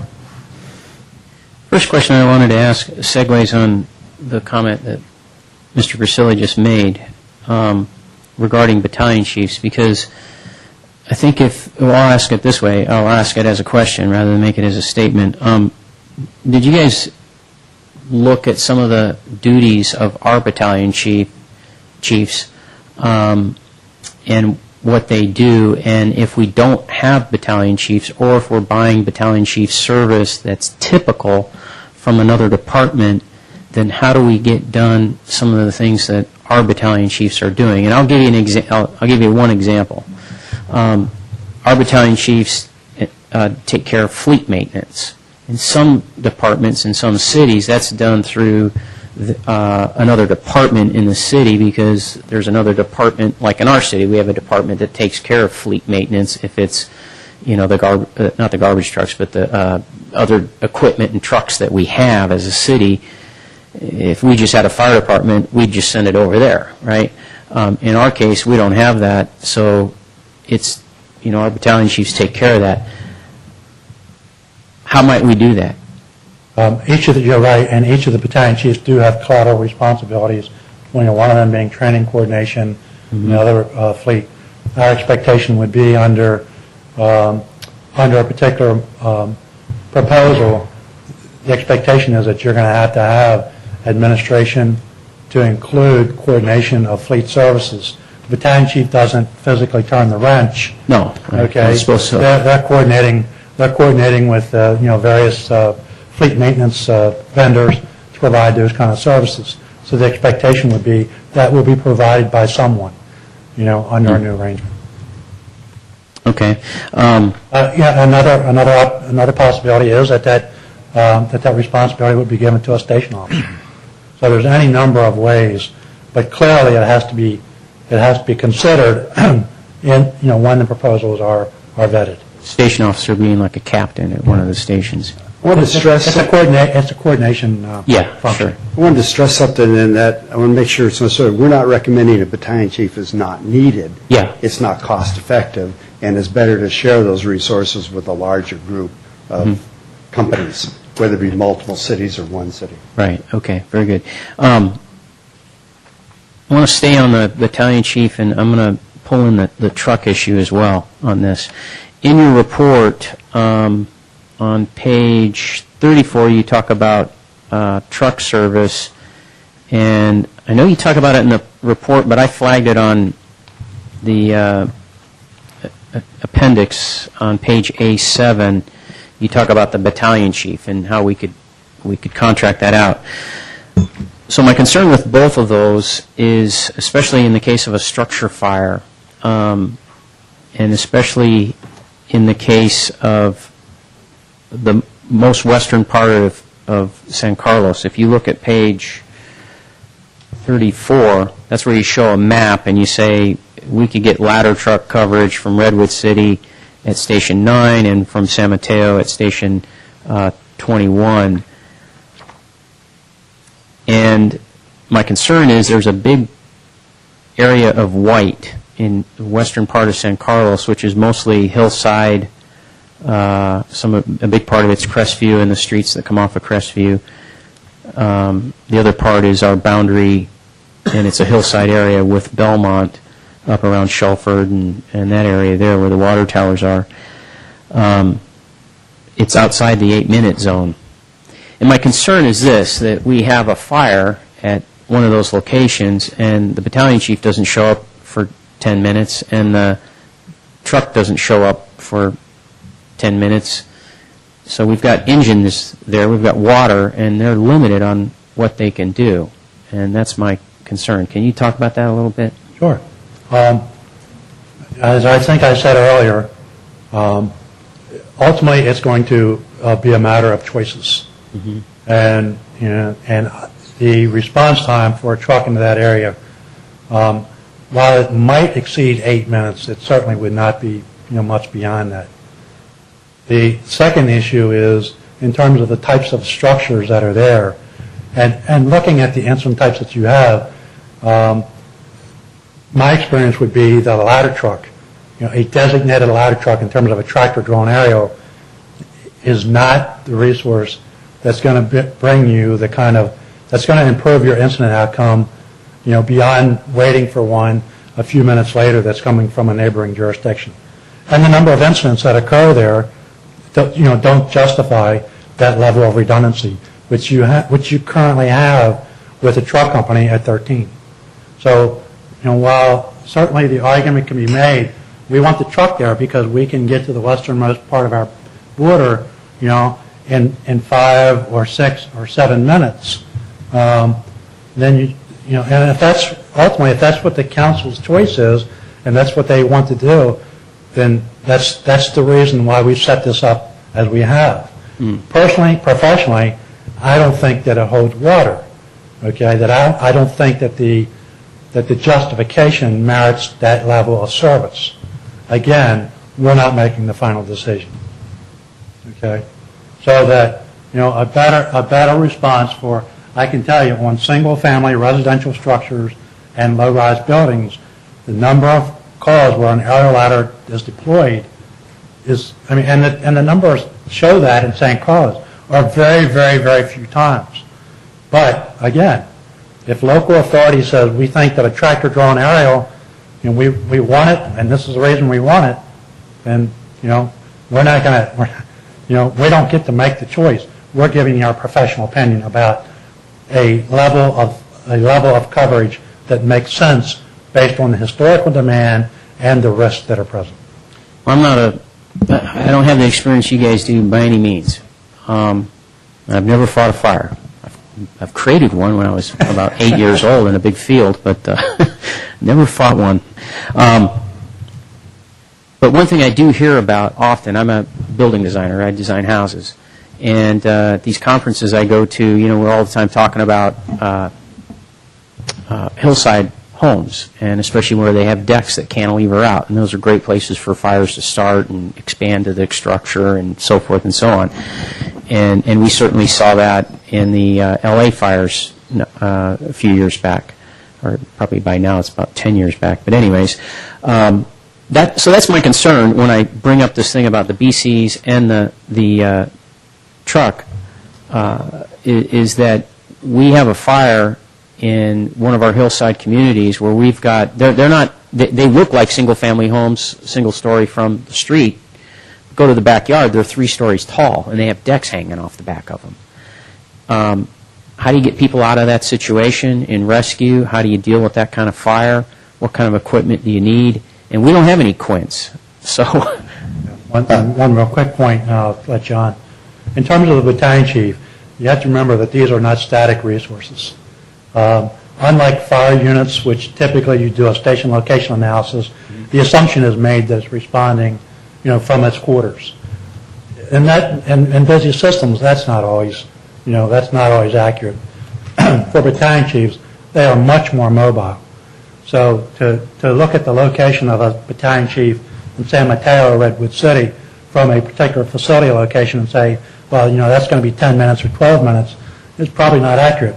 They may be sitting at a station on their westernmost border, okay, and in fact be into that particular area that you're talking about faster than even 16 is.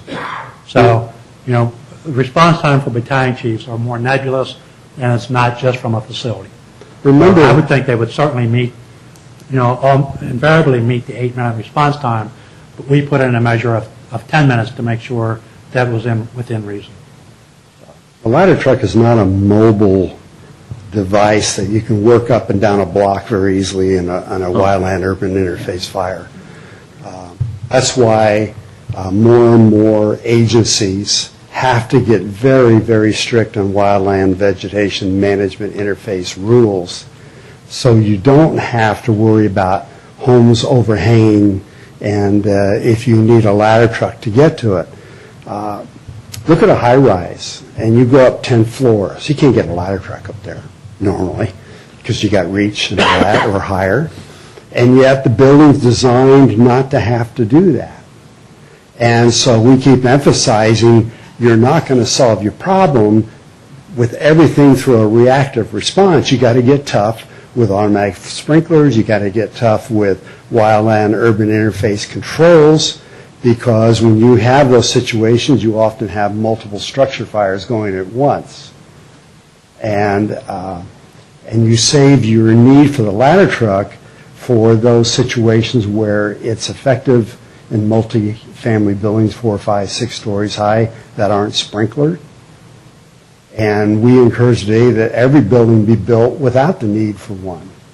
So the issue becomes when a truck company is also a company that's used for rescue, and it carries all kinds of rescue equipment in doing that. It's possibly another source, another type of vehicle can do that.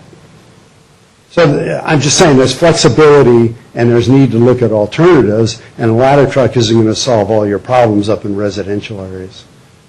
It's going to be very, very limited. And it's not that it's not right or wrong to have one. It's where do you want to put your money and do you have it to put it there? Thank you.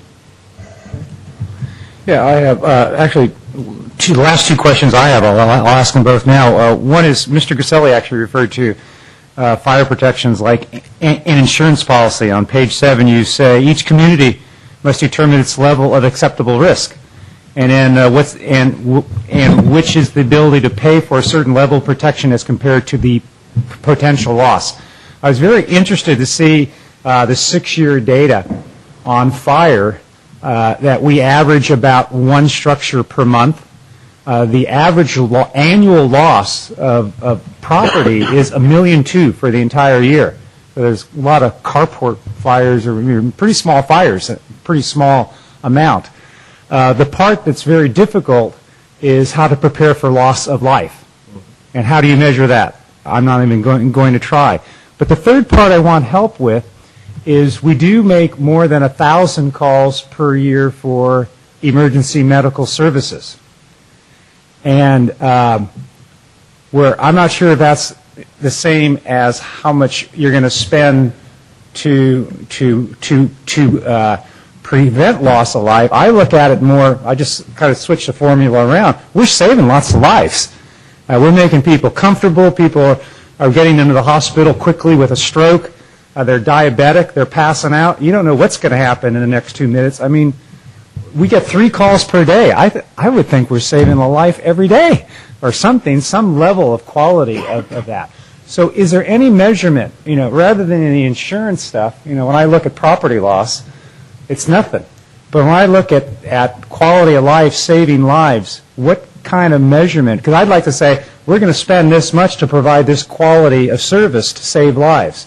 Is there any data on what we do in that area? There is, and it gets back to the issue of collecting data. I will tell you the best-in-class organizations that are providing EMS, at an ALS level, they track everything from the time of intubation, drugs on board to the patient outcomes, what was found upon arrival, continuous quality improvement, and they're analyzing, basically what level of service that they're providing, as compared to, what are the benefits gained from it. Okay. But did you see any of that reported here? We did not get into that level of detail, and maybe that data, hopefully that data is available. But that could be a tremendous opportunity there. Absolutely. For value. I mean, I will tell you, nationwide, there is question about whether an ALS system of the highest magnitude is in fact saving the lives that people think that it does. I mean, our whole ALS experiment is from Roy and Johnny back on Rescue 51, and there are some systems that are saying, you know what, we're not convinced that we're getting the return on investment for as many paramedics as we have. I'm not making a statement that it's not. I'm merely saying by collecting information, you can find out whether or not your system is working and providing the results that you want it to Okay, provide. because I would think that would be something that we would want to look at. And Okay. that, in a study of the county, that's one of the questions that I can tell you we would ask the county medical director. And, the health officers, are, the mandatory ALS units, is that really, in fact, providing, the return on investment? Okay. Are there other ways to do that? I think that answered me. I think that's Just a plenty. minute, if I could just, excuse me, apologize to interrupt. When I talked about insurance, believe me, I was talking about lives. No, yeah, Okay, I know. just to No, I make realize sure that. No, no. everybody understands. Oh, sure. I mean, you can replace property, but lives are the most important part. I so. said I don't want to skip through any of those 3 areas. Okay, no, and I just wanted to make sure that you knew where I was coming from. I couldn't measure that one, and that's an important one. And the last question, and this is some research I did on, actually we have a firedispatch.com where it records all our 911 calls in the county and by city and so forth, and found out a lot of interesting information. What was one of the components of that was in round figures. In fact, your chart shows it, where you show call volumes. In real rough figures, we get twice as many calls during a day than we do at 3 a.m. I mean, from 8 a.m. till 8 p.m., there's twice the volume as there is from 8 p.m. on for 12-hour shifts. I know we have a small organization, but is there any opportunity on, because, of course, our staffing is equal for 24 hours. We staff the same, and then they do different things in preparation and training, and they've been out and all that sort of stuff. But is there any I don't see anything in your report looking at staffing compared to where the business need is, since business need at 12 noon on Laurel Street is twice as much as it is at 3 a.m. Excellent question, and it's in there. I'm sorry that it didn't appear obvious. If you're looking at flexible staffing and you have 2 stations with 3 persons, you really can't have a more robust system because you're at the minimum. You're at the minimum, yep. So, one of the things that we're looking at is if the stations were staffed at 4 and you're cross-staffing units, you could essentially have 4 persons during peak demand periods. So you could. Okay. If an example in there that we show, I think it's station 16, if there was some agreement with neighbors to partner in that station, in fact, you could have 5 persons on duty at less cost than for each of them independently with 3, and you could operate a 3-person engine that you have now and a 2-person rescue. Good. During peak demands, and then drop back to 4, at lower demand periods. So that could be done, and we've considered that when we get into the review of the RFPs. Great. Thank you very much. Back to Mr. Klein. Thank you, gentlemen. Yes, I have a couple questions left, and then I figure I'll finish for a while. Finish up, everybody. Yeah, so on page 60, you begin talking about, to the extent CAL FIRE is a consideration. On the cons, you put need for a more detailed contract to ensure all service requirements are met. Isn't that a con for everybody? I mean, I don't understand why this is particularly CAL FIRE. Yeah, and that is true. Our thinking was that, and based on some interviews that we conducted, that as certainly a much larger organization that is, by all accounts, very responsive to the community. It's still a much larger organization with its base of operations, not right next door to your neighbor. So, one of the concerns from some communities is the fact that they didn't consider everything in the contract. But that would be true for anybody. Yeah, because I'm just thinking the other options that we have are, some of them are jurisdictions who have never done this before. So that, it makes sense for that to be a con for everybody. And I was wondering why it was particular to just one as opposed to all. Okay, and then my last 2 questions are on we have some union concerns that are listed, and one mentions that we have a need for the 5th company to come back. For a 4th engine to be placed at the Laurel Street station, Station 13. And you've said a couple times tonight that we could have a 20 to 30% bump in call volume and still do it with the equipment we have now. So do you find that need negligible? Yeah, I mean, absolutely. I mean, I don't find that adding another company is going to somehow drastically reduce your risk or your losses, which are already very low. And I will tell you, in terms of a risk assessment study, there has never been a study nationally or for a large jurisdiction that shows that an X increase in staffing or dollars spent results in a Y decrease in losses.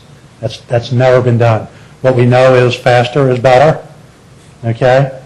And that there are certain minimums to be required in terms of the tasks performed by firefighters, so that X personnel are needed to carry out, some essential functions. And that, I will tell you, unfortunately, that's the end of the science as it relates to, to programming and planning for fire protection. So, in terms of, based on what I see here, adding another engine company to be able to maintain a tractor-drawn aerial does not make sense. As you know, the fire departments have been designed by or driven by NFPA standards and other standards, not by data. And that's why the data systems aren't there, and that's why we encourage you to develop the data systems to answer it. Okay, and my last one is maybe going to draw on your experience. There's a quote in here that doesn't sit too well, and I'm thinking it might be written wrong or said in a different way. It says, does the money savings merit the potential loss in effectiveness if neighboring departments do not continue their existing spirit of cooperation? So we have 4 labor groups who represent firefighters and fire departments within the county. This reads as if we were to change, if we were to go to, say, the state, to go to CAL FIRE, that we wouldn't be part of the system anymore, that we wouldn't receive cooperation. And I find it hard to believe that that was actually said or that intention was given.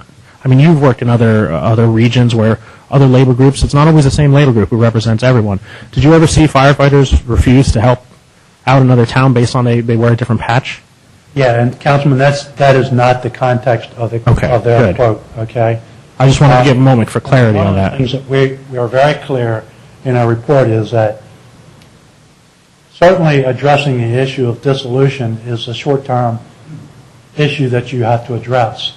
For the council, it should really want to look beyond just what it does to make this problem go away, and I don't mean that in a trite way. You know, to take care of this problem, to provide service next year. So the context of it is, it's not likely that if you contracted with CAL FIRE, that somehow every other jurisdiction in South County can say, oh, great, we're going to do that too. Okay. Okay, and that's the political reality Yeah. of it. All right, so I wanted to make sure for there's some for the council, it context to should that want to quote. look at not just regional cooperation in the short term, but what are the opportunities to develop a federation in South County? You know, what are the opportunities to even go beyond that to a countywide service if it makes sense, efficiency-wise and effectiveness-wise. So the context of that is that may not be achievable, and we ourselves would probably agree with that that's a consideration that you need to make. Okay. Okay. Thank you. Those are all the questions I have. But that should never be mistaken that the fire departments are not going to work together. Well, I wanted to make at sure an that it was instance. put into context because I didn't want anyone to pull it out and have them believe that that's what was actually being said.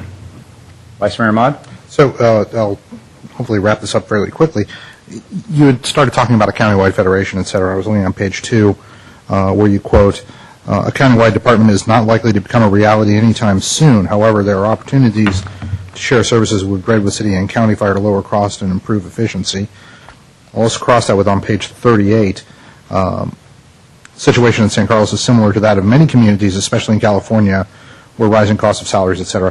For St. Carlos, there are alternatives, though implementing them will not be easy or popular. That was on page 38. One, countywide, difficult to do, and according to you, not likely to be a reality anytime soon. Number 2, the alternatives are not going to be easy or popular. Add some color to that. Why is the county system going to be so tough and not likely, and why are the choices and second, why are the choices that we're faced with so unpopular? Yeah. Certainly when you're talking about the number of subdivisions that you talk about in the county, I can tell you that it's difficult to get 2 or 3 or 4 subdivisions together to do some kind of a major consolidation. I mean, parochialism is alive and well in local government, even when it makes sense financially. Okay, so within the county, I mean, I will tell you, a study like this should be done for the entire county. All right, I mean, it really, in fact, it's difficult for us to do this study just looking at a snapshot of St. Carlos. Okay, the study really needs, if you're really looking at coverage of ladder companies and staffing and different ALS models and battalion chief locations, you really need to look at that countywide. So the likelihood, when I say anytime soon, you could probably put 20 years in there. Okay, I mean, it's not likely to become a reality, in the next year or 2 or 5 years. All right. I don't know if that makes sense, but at least it does to me, being familiar with other jurisdictions. But it should be a goal. Ultimately, it should be a goal. And one department said, ultimately make the leap to either a countywide department or to a federation system. Start out by sharing functional services. And you folks are doing that. The chiefs have done a great job of sharing training, of sharing fire marshals, of sharing EMS, a lot of different areas. Even fire chiefs now are being shared amongst. So bridges are being torn down, but there's certainly a lot of work to go before you could realize a countywide service. Do we think the study should be done? Absolutely. We'd love to start tomorrow. Yeah. The real true test is someone providing the leadership of pulling the county together, given the current economy and the current situation for all communities, and see how far you can go with the planning process. But you're caught in a situation right now where you have short-term issues you've got to deal with. So there's a short-term and the long-term. And the long-term absolutely needs to be a goal, and someone needs to take the leadership and start soon. Mr. Caselli. Mr. Grocott? I think I'm going to ask one other question, and that has to do with, you'd mentioned about the Quint. Now, there was a community to the north of us that had a Quint, and they abandoned it. I think it may have been because they only had one, and I think they had 3 guys on it. So tell us a little bit about Quint service. Could we do it with 1, or would we need 2? And how many individuals on the piece of equipment? You can effectively operate with 1 Quint. There was only maybe several jurisdictions that I'm familiar with that tried to go to an all-Quint operation. Syracuse, New York, tried to do it probably 20 years ago. It was not particularly successful. Quints do offer challenges because it's a choice between doing certain tasks at an incident scene, and so fire officers need to be trained to be able to make the choices in terms of how they use their resources, and that is a training issue. All right. So, is it easy? No, it's not easy. Can it be done? Very, very, very much so. It's much like in your garage you have a toolbox with many tools in it. You get the one out that you need to do the job. You don't get out the 5-pound maul. When a Phillips head screwdriver will do the job. So it's the same. It's just a different kind of a tool that gives you the aspect of being able to do truck company operations. We even talk about it in the report. Is that many departments get hung up on the division of labor in fire suppression between what an engine does and what a ladder does. And our experiences is that few departments, very few departments, in fact, have a strict division of labor. And I'm talking about probably some of the largest, like the FDNY, Boston, maybe LA, San Francisco probably. Most other departments assign tasks from the battalion chief based on the arrival sequence of units and the tasks that need to be performed. So the aerial ladder is only one tool in the toolbox. I remember the smaller the organization, the more need to consolidate and compromise. And yes, it'll work if you want to make it work. Did you fellows look by chance at any, as mentioned, Woodside doesn't have a truck, but, Woodside's primarily rural and it's a little different situation. But, for instance, I don't believe the place where we had the major incident, San Bruno, I don't believe they have a truck.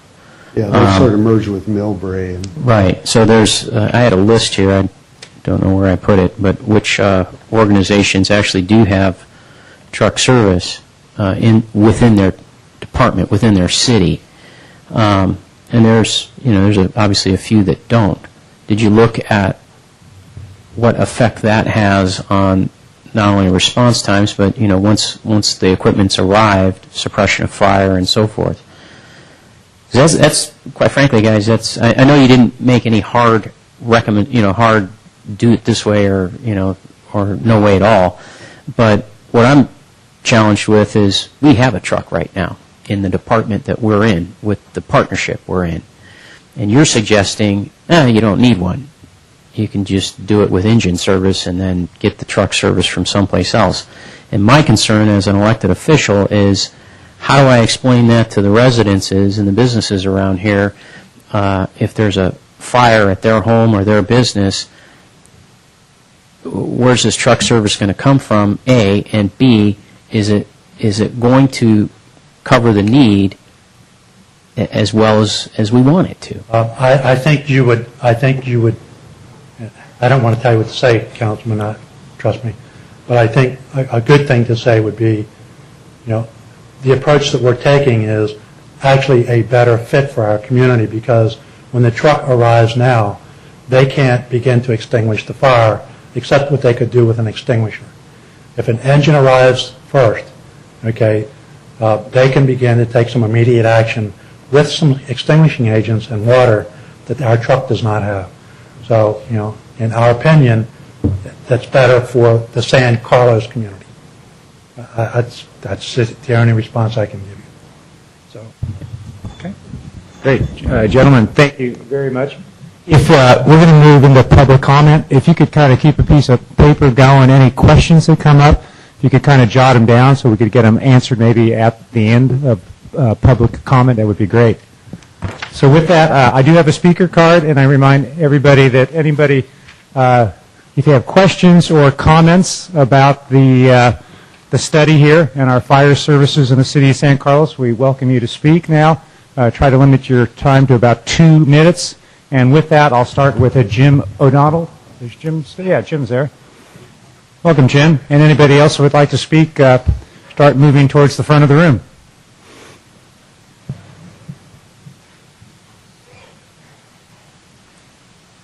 Welcome, Jim. How you doing? Fine, Randy. I hope I can keep it within 2 minutes, but that's not my norm, really.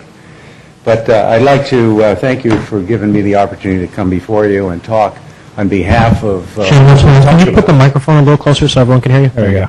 Can you hear me all right now? Perfect. All right, thanks. Usually I could talk loud enough without one, but anyway.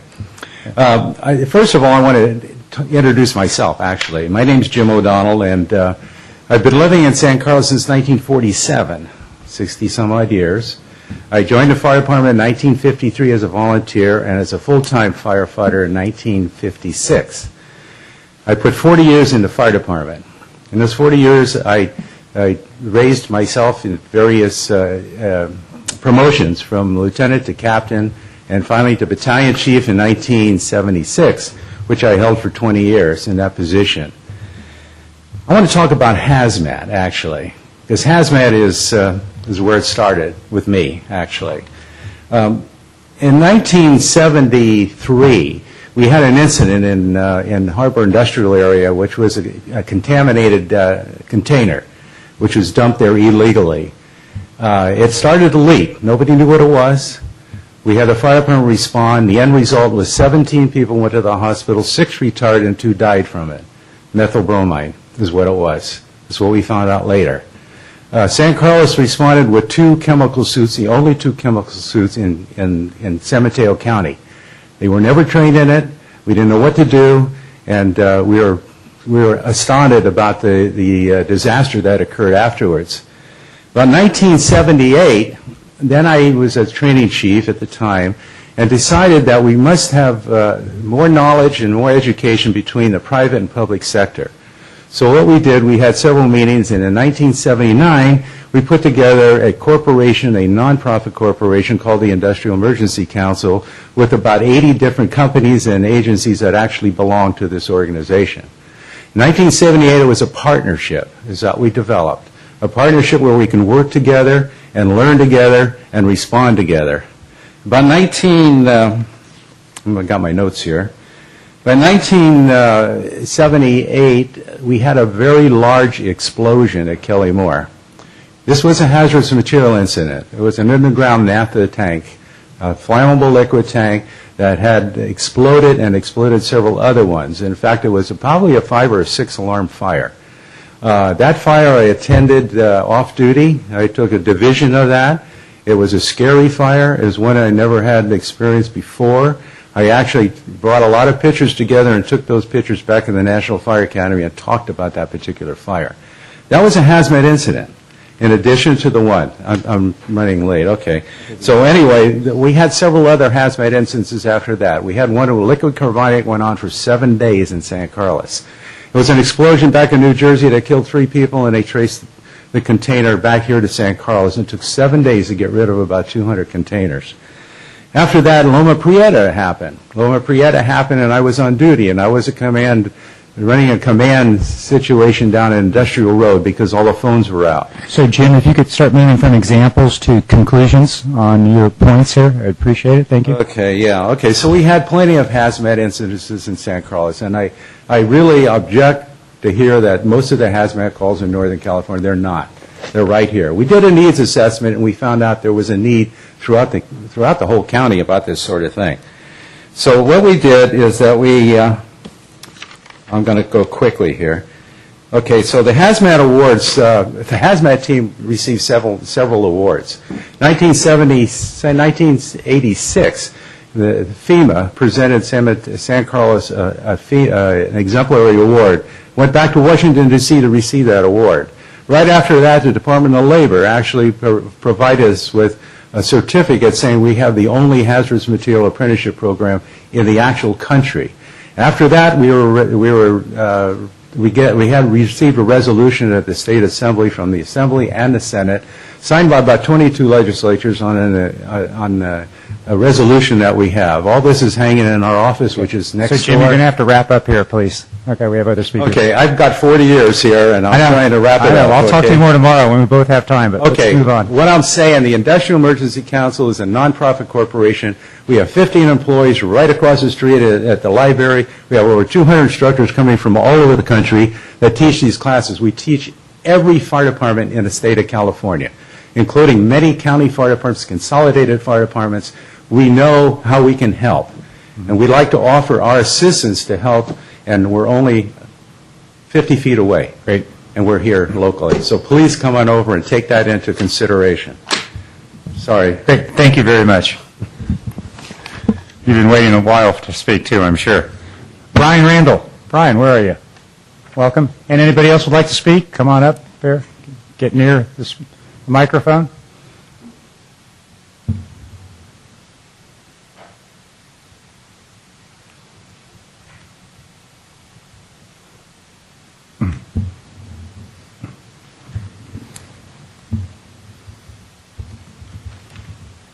Welcome, Brian.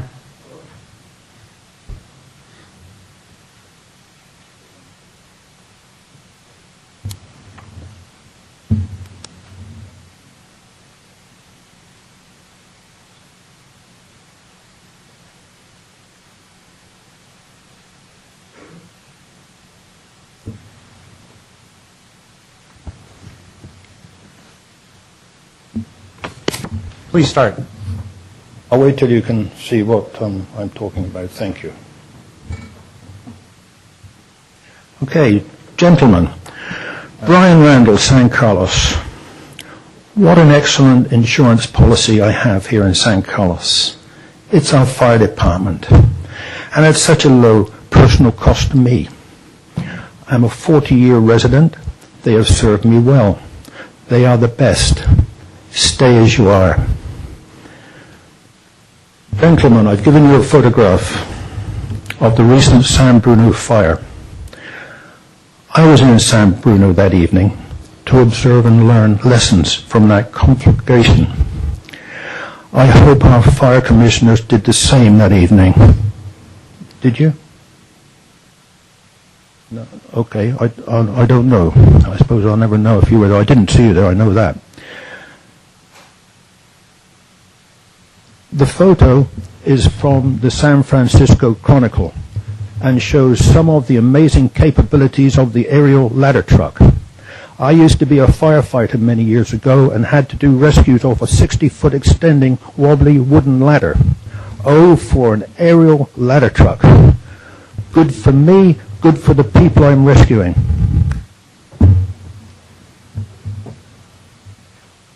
Mr. Klein, Mr. Ahmed, Mr. Mayor, we have such an excellent grant on our brand new tiller aerial ladder truck that we can have a pump, hose, and water tank added and still come out way ahead, gentlemen.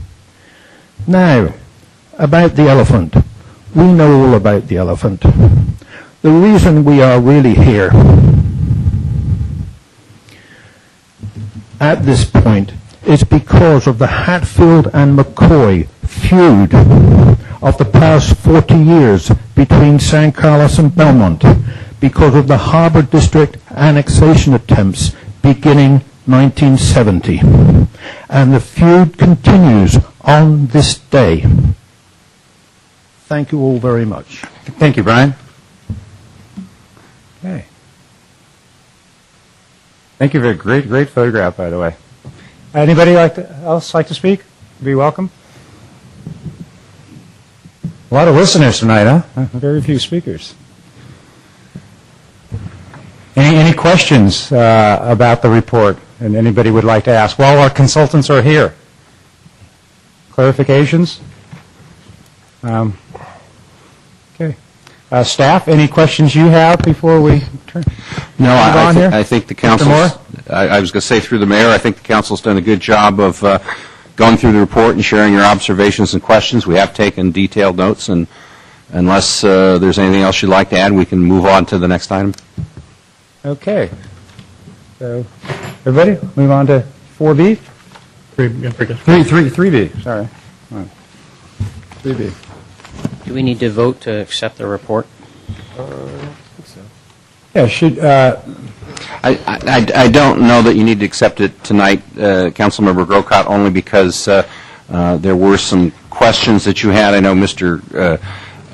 Klein had a correction that we need to make, so what I would suggest is we can bring it back at a later date when we correct that table, and I think the mayor had also given me some corrections earlier in the day, so that would be my suggestion. okay.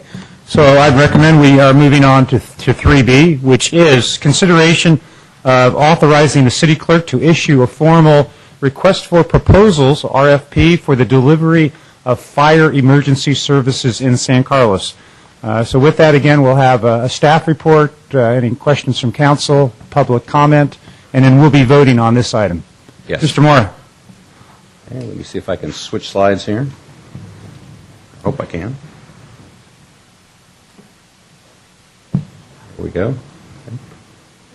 Okay. Here we are.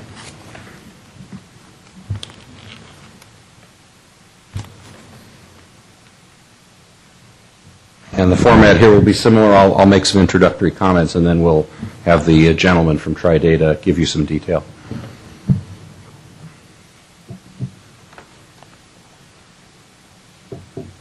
Okay, in this process, I'd like to quickly walk you through the RFP process, remind you of a little history.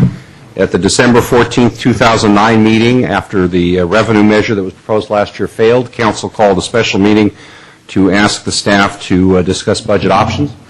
At that meeting, there was a fire report that I gave, and during that meeting, the council voted to authorize city staff to begin contact with neighboring agencies about potentially looking at alternatives to fire and emergency services.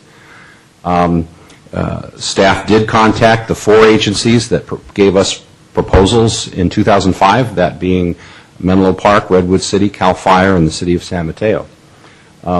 During that process, we indicated to the 4 agencies that we would be happy to accept informal proposals, and we would probably come forward to the council at a later date with a formal RFP process, which we're talking to you about tonight. We did, in fact, get 2 informal proposals along the way. We got one from CAL FIRE on March 13th and one from the City of San Mateo on May 5th. Turning to the other 2 agencies, we heard from the chief at Menlo Fire, and I would note that the chief and one of his board members are here tonight in the audience. They indicated that they would be ready to respond to a formal RFP document if the city council chose to issue one. And we also got a letter from the city manager in Redwood City. You'll probably remember that letter. It came to us during the police RFP process, where Redwood City indicated that they were going to give us a proposal for police services. They did not intend to give us a proposal for landscape services, and that they might give us a proposal for fire services. Staff's observation is now that we have the report, and it notes that there's some interesting opportunities for sharing resources with Redwood City.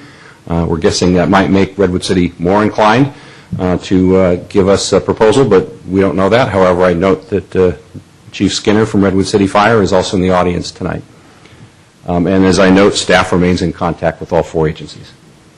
Part of our assignment with Tri-Data, as the council knows, is to prepare a draft RFP.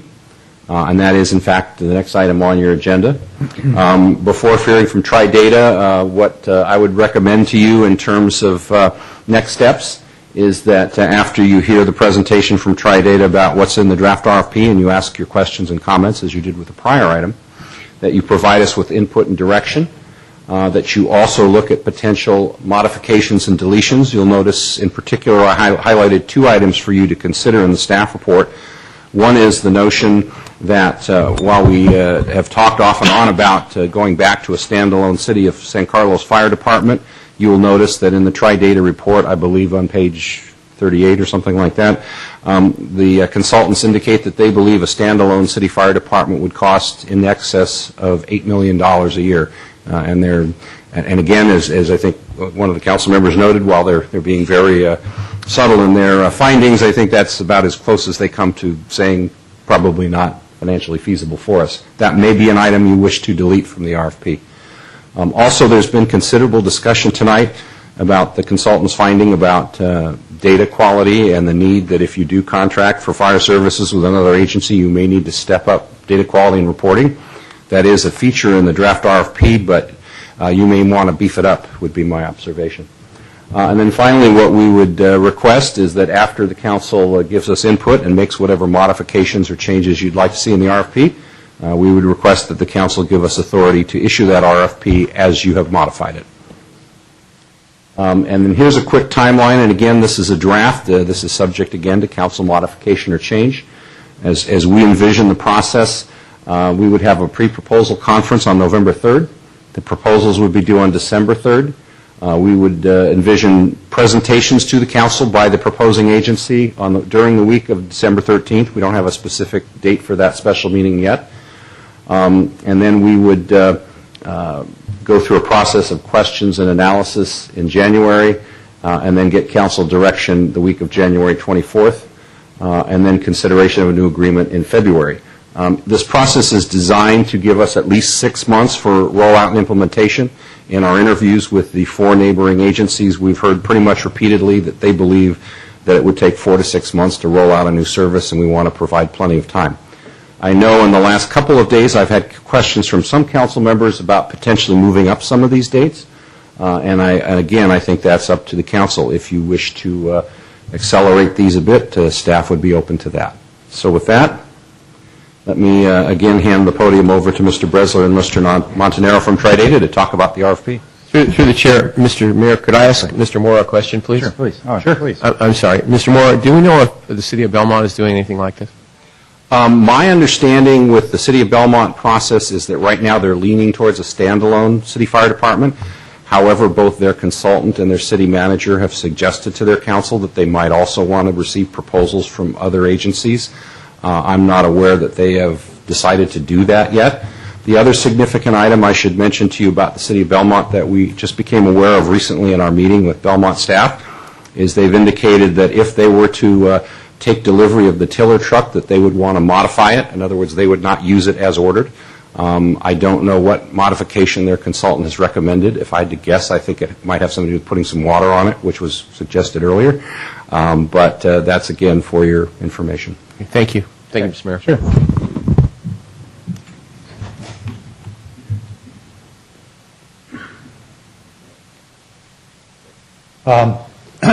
Part of our task, as Mr. Moore said, is to develop the RFP based on the baseline analysis that we conducted. As we went through the process, there were some key considerations that we kept in mind throughout the development of the RFP, certainly to maintain the quality of services that are already available to the public, citizens of St. Carlos, to include the range of services that are provided now, and that they must be provided to the city under any future arrangements under generally accepted practices. That there should be an eye towards regional efficiency. When we first started the project, as I mentioned, it was kind of focused on San Carlos and the dissolution process, but we felt that it was really important for the city and its neighbors to keep its eye on regional efficiency, better data collection and reporting. We won't belabor that point. Also in the RFP, we ask the proposers not to just be encumbered or to be bound by the specifics in our RFP, but that in fact the city was interested in other out-of-box ideas if they had them. The next to the last point is that certainly the dissolution process, if it affects anybody significantly, it's the current members of the fire department, and that you'll notice in the RFP is a section in there about retaining existing employees to the extent possible, and we make that fairly clear in there.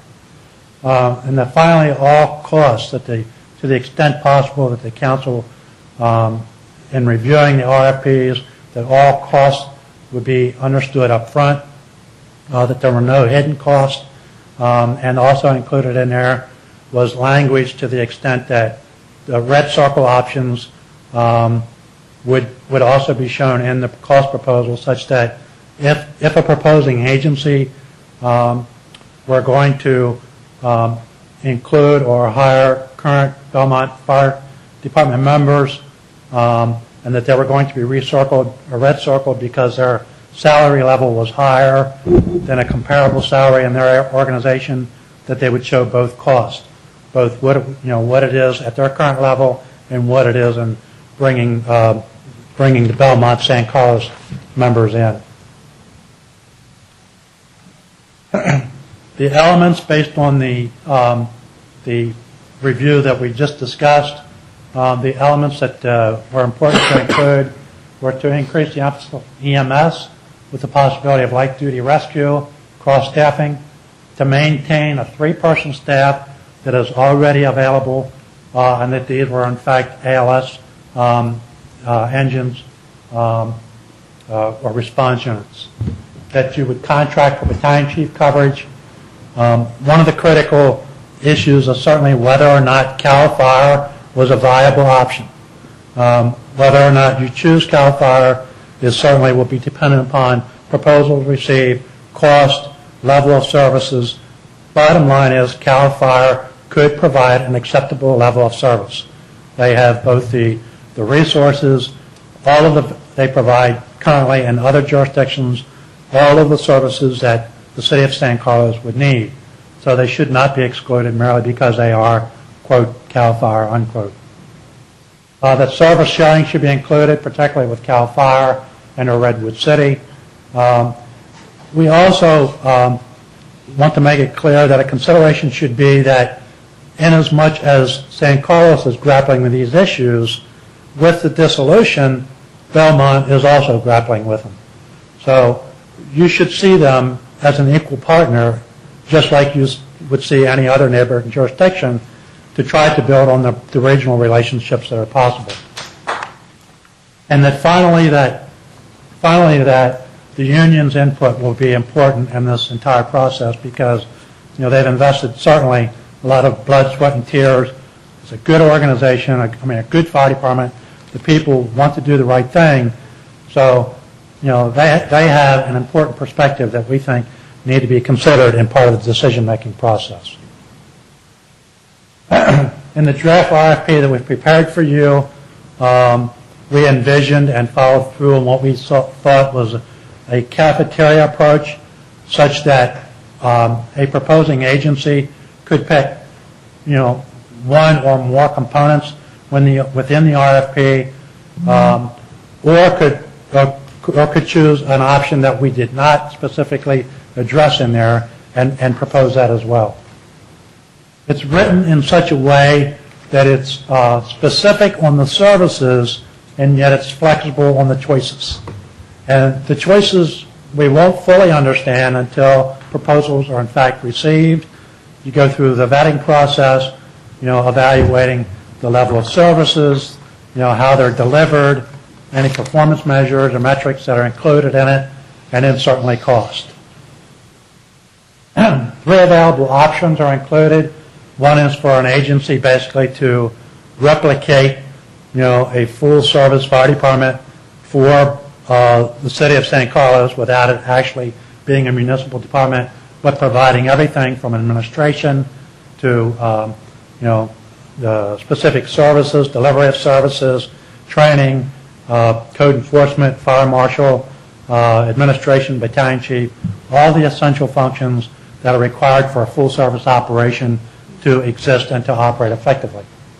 The second one was an alternative delivery model with sharing of services, be that battalion chiefs, truck company coverage, training, some of the other functions that are already provided now.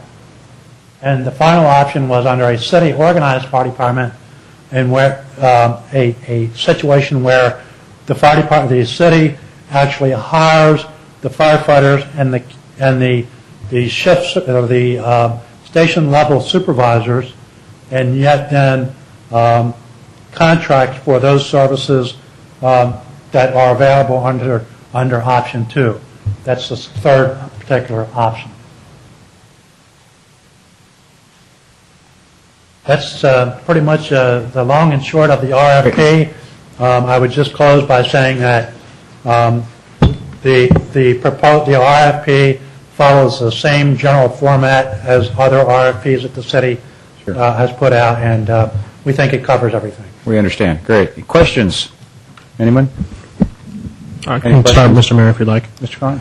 I have two questions. So the full-service model is everything. So does the full-service model also include the cafeteria option? So they would be giving us a proposal on 2 engines, a proposal on an engine and a truck. I mean, how does that work exactly? Yeah, good question. If an agency comes in with a full-service option proposal, the RFP is written in such a way that the city has the exclusive right to then negotiate. Okay, so if someone come in and gave a full-service option with, say, 2-3-person engine companies, and after the discussion tonight and evaluation of things, and the cost for that particular proposal, the city says, you know what, we would like to do some more with flexible staffing and we would like to offer to do this. That option would be available under that. So you would have the right to do that. So does the full-service model also include cross-staffing? Or would that be something we have to negotiate with after we receive the... It could include that. It depends on the agency proposing. Okay. A bidder can propose anything in it. They can answer all of those. Okay. Right. And then with the enhanced, or the alternate model, which is more the cafeteria approach, that has everything in it, where they're just going to be bidding cross-staffing, they're going to be bidding hazmat, they're going to be bidding a truck, and it's essentially would read like a menu. Yes. And again, you know, when the proposals come in, to evaluate them and then to determine with that particular proponent, you know, if you want to negotiate something that maybe is a little higher level of service, could be done in that particular plan as well. Okay. And then my last question is, tonight we've talked a lot about data, and a lot of the conclusions say that we're not getting the proper data needed in order to make educated choices. We're doing a lot based on intuition and emotion. I'm looking for the paragraph that talks about data. I want a giant paragraph that talks about what we expect from data, how we expect it to go, and when we expect it to be delivered. If we're going to contract out with someone, I want them to come every quarter and go, here's your calls, and actually get a list of our calls, get a list of what's working, what's not, so we have the ability to retweak.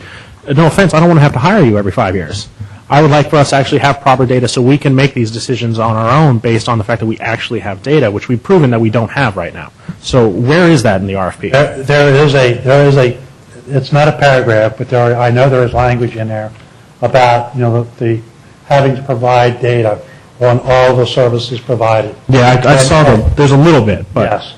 Now, that was intentional, though, Councilman, because what we wanted to do was write.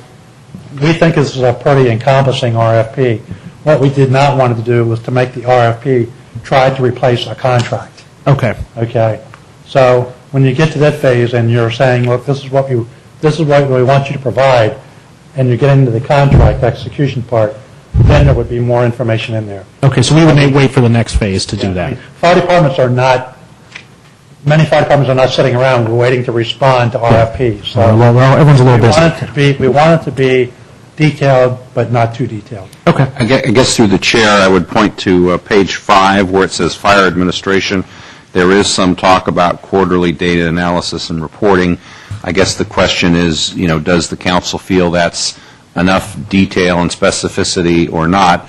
I know since 3 of the 4 potentially proposing agencies are sitting in the audience, I know the 4th is going to watch this on TV. I think just listening to the council, you may not even need to add it, because I think certainly I've got the point, so they may have too. But if you'd like, we can beef it up, as you say. Okay. Well, those are all my questions, Mayor. Any other questions on RFP?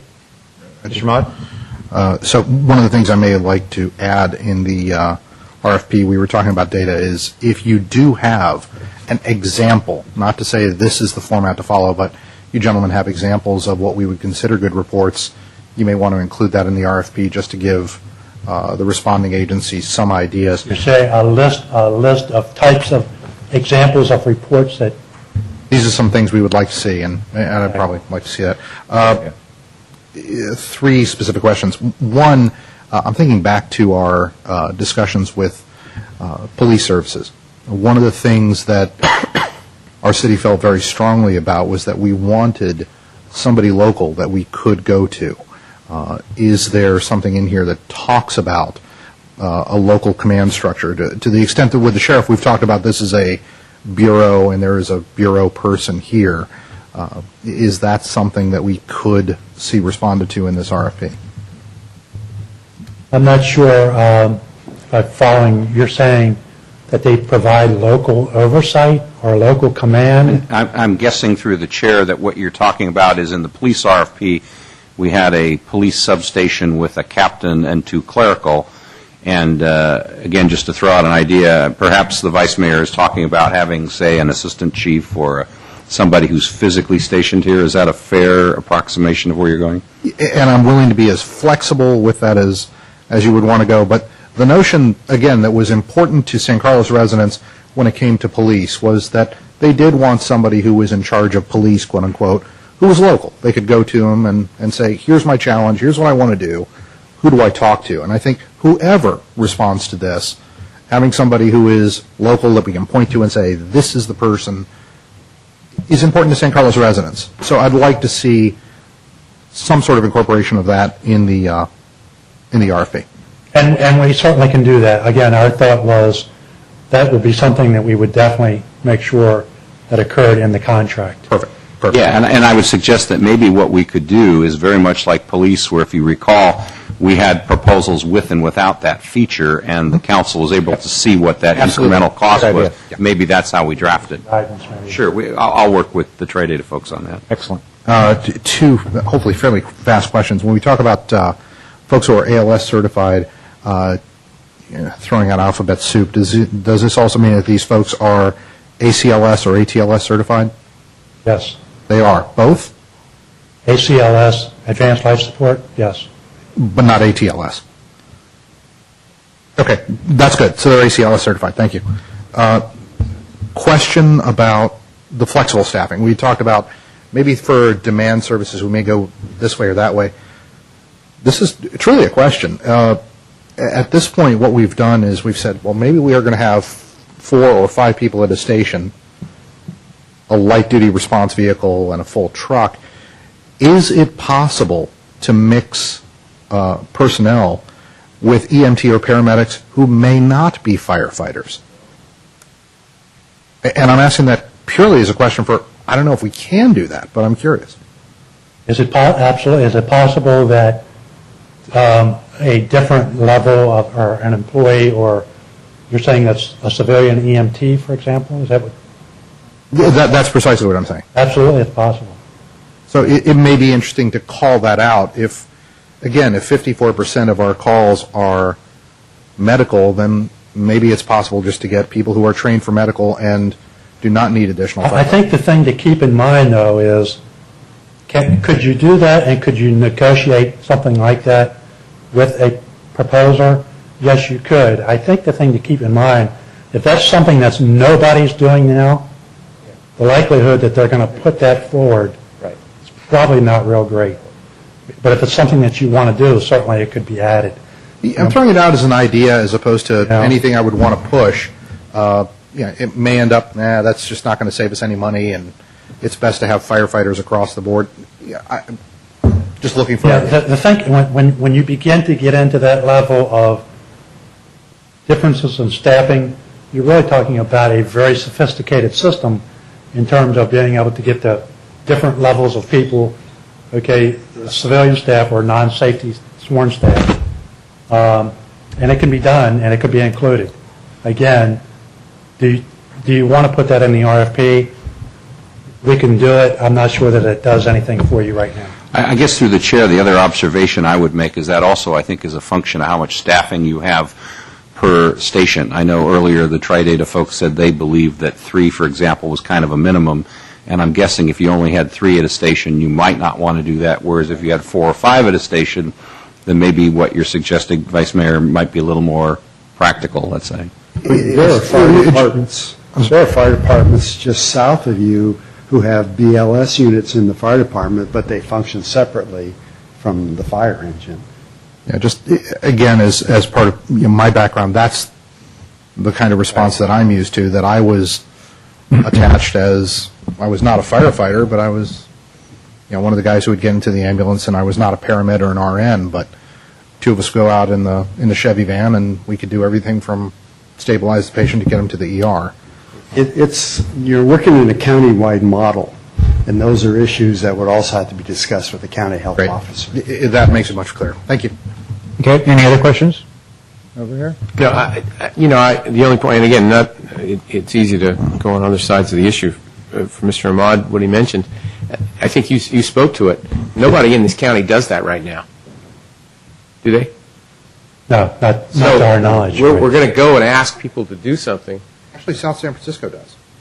Well, fine. If they bid, that'd be great. Yeah. But if they don't bid, I'm just saying that'd be fine if they bid. But I'm just I don't want to. I'm concerned of the fact that we make this so complicated that people will go, well, if you want that, we don't do that. So never mind. Thanks very much. I'm just concerned that we make it too complicated. No, and with your remarks perfectly in heart, this is not something I'm trying to take my shoe off and pound the table. I understand, go. but I'm just putting it in there. I think, as Mr. Morris said earlier, I mean, a lot of this stuff we can, when we get the proposals back, we could always go back and forth and say, well, gee, now we thought of something else. Why don't we, how about if we do this? What would that? Can you do this, or does it have a dollar thing? When you put it in there, I mean, if I'm on the outside and I'm looking at this, when we used to bid projects, whenever it was too complicated, I go, never mind. That's one of the things that we had in mind when we did it. Yeah. Because Keep it general. Keep it general. Keep it general. I mean, again, I'm not saying we throw it away. Don't get me wrong. It's a good idea. So I think we're all in agreement here for the RFP. We're keeping it simple. Point. That point may come up in the future in the contract phase or whatever, but for the RFP, we're fine. Yeah. Okay. Thanks. Okay, well, Mr. Grocott, question? Thank you. I have a question that has to do with hazmat. And on page 53, you say that the city should consider that moving hazmat to another jurisdiction will take time to train new personnel. The training would take at least 1 year to complete, and even then, personnel would probably not be to the level of the Belmont San Carlos Fire Department. How do we keep hazmat seamless? And if we're going to go into this thing about, well, whoever we contract with is going to have to train those people, who's going to pay for that? But I'm not sure I'm totally understanding your question, but in terms of what we think, certainly, and as the gentleman said, I mean, hazmat is very important. And I think we say... But we're under contract with the county to provide it, and no one else is providing it. Right. And so, again, as an elected official, and also as a county resident myself, my concern is we don't drop the ball on that. We can't drop the ball on that. We may not have that very many incidents here in San Carlos or even in this county, but all it takes is one. And all it takes is for that to happen, and it's not covered, and we're the provider. Belmont San Carlos Fire Department until October 2011 is the provider, and after that, who the hell knows who is the provider? But I feel like it's on us to do it. We're the ones that wrote the letter of dissolution, so it's on us to provide it. So the people are going to have to be trained, and who's going to pay for that training, and who are these people going to be? How are we going to make this seamless? Sorry to get excited, but I'm not very happy about this. Okay, guys?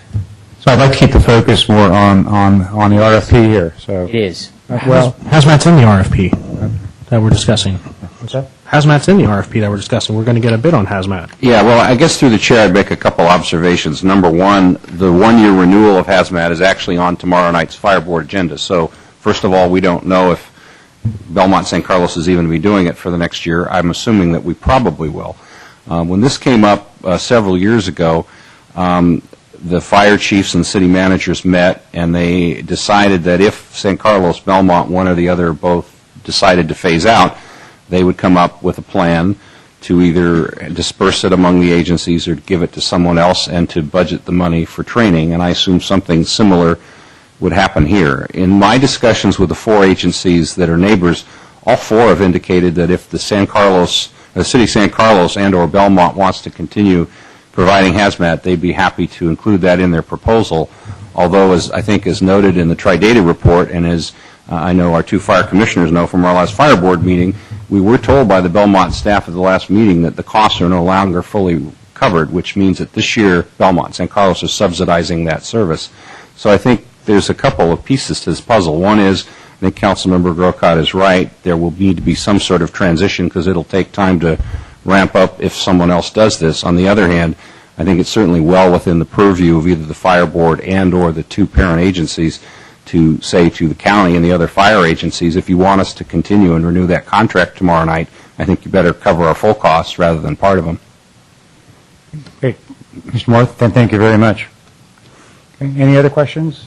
I just want to make one statement. I just, as was the gentleman mentioned in their report about including, it was on one of the points there that they had, including the union. And I think all of us have to realize that this is still a partnership that we have with the folks that work in the Belmont San Carlos Fire Department. And we want to make sure that labor's at the table, whatever it is, to make sure that we've had good relations in the last, at least the time that I've been on this council, relative to labor. And I hopefully want to continue that because this is people's jobs, and they're basically spinning right. We've got them spinning, and it's unfortunate, but that's the way it is.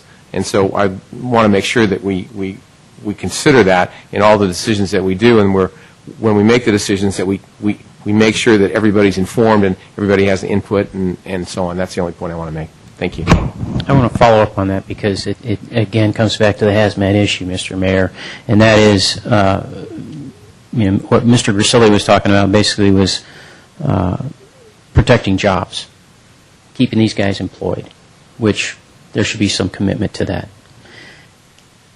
If those guys stay employed through this process, we don't have a problem with hazmat in terms of training because we would have the guys that we have now. But if that's not done, and if we don't start talking to the union about what their issues are and working with them and doing whatever we can also to keep these guys on board and keep these guys employed through the process, then we will have an issue with hazmat. Because those are our employees, and they're trained in this expertise. If we lose them, then someone else has to be trained for it, and it's an expense. And it's very unfortunate. It's very unfortunate, guys, that we're going through this at all. So with that, would anybody from the public like to speak on the request for a proposal? Questions or comments? You'd be welcome to do so now. Okay. So with that, can I have here Do we need a motion, or? Mr. Mayor, I'd like to make a motion. Our acting attorney, Ms. Kasman, is it appropriate to make a motion at this time? Okay. I'd like to make a motion to authorize the city clerk to issue a formal request for proposals, RFP, for delivery of fire emergency services in San Carlos. Second. Any discussion on that before we vote? Yeah, I have a couple of items. I really think we need to strip the standalone department. I don't think it's possible. Sorry, I misunderstood what you said. I think we need to strip the RFP part that has a standalone fire department. I don't think there's any way we're going to be able to afford that, so why waste anyone's time? Our consultants pretty much have told us that as well, and they don't like to recommend things. And there's two things they've recommended tonight, and one was about the truck, and the other one was about the standalone fire department. They don't think it's affordable either, and I also think it's a going backwards. So I don't see any point of having that on the RFP, and I was one of the ones who brought it up to staff as a possible idea. So I don't think we should go forward with the RFP as it is.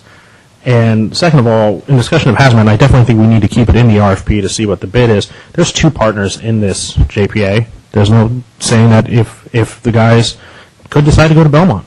I mean, that's a fair option. We don't know where they're going to go until we figure out where we're going to go, and that's the best thing we can do for the organization is to find out where we're going. So there's some sort of determination as to where we're going. So I'd like to speed up the calendar just a little bit. I saw January 10th we were going to have another meeting with questions and analysis.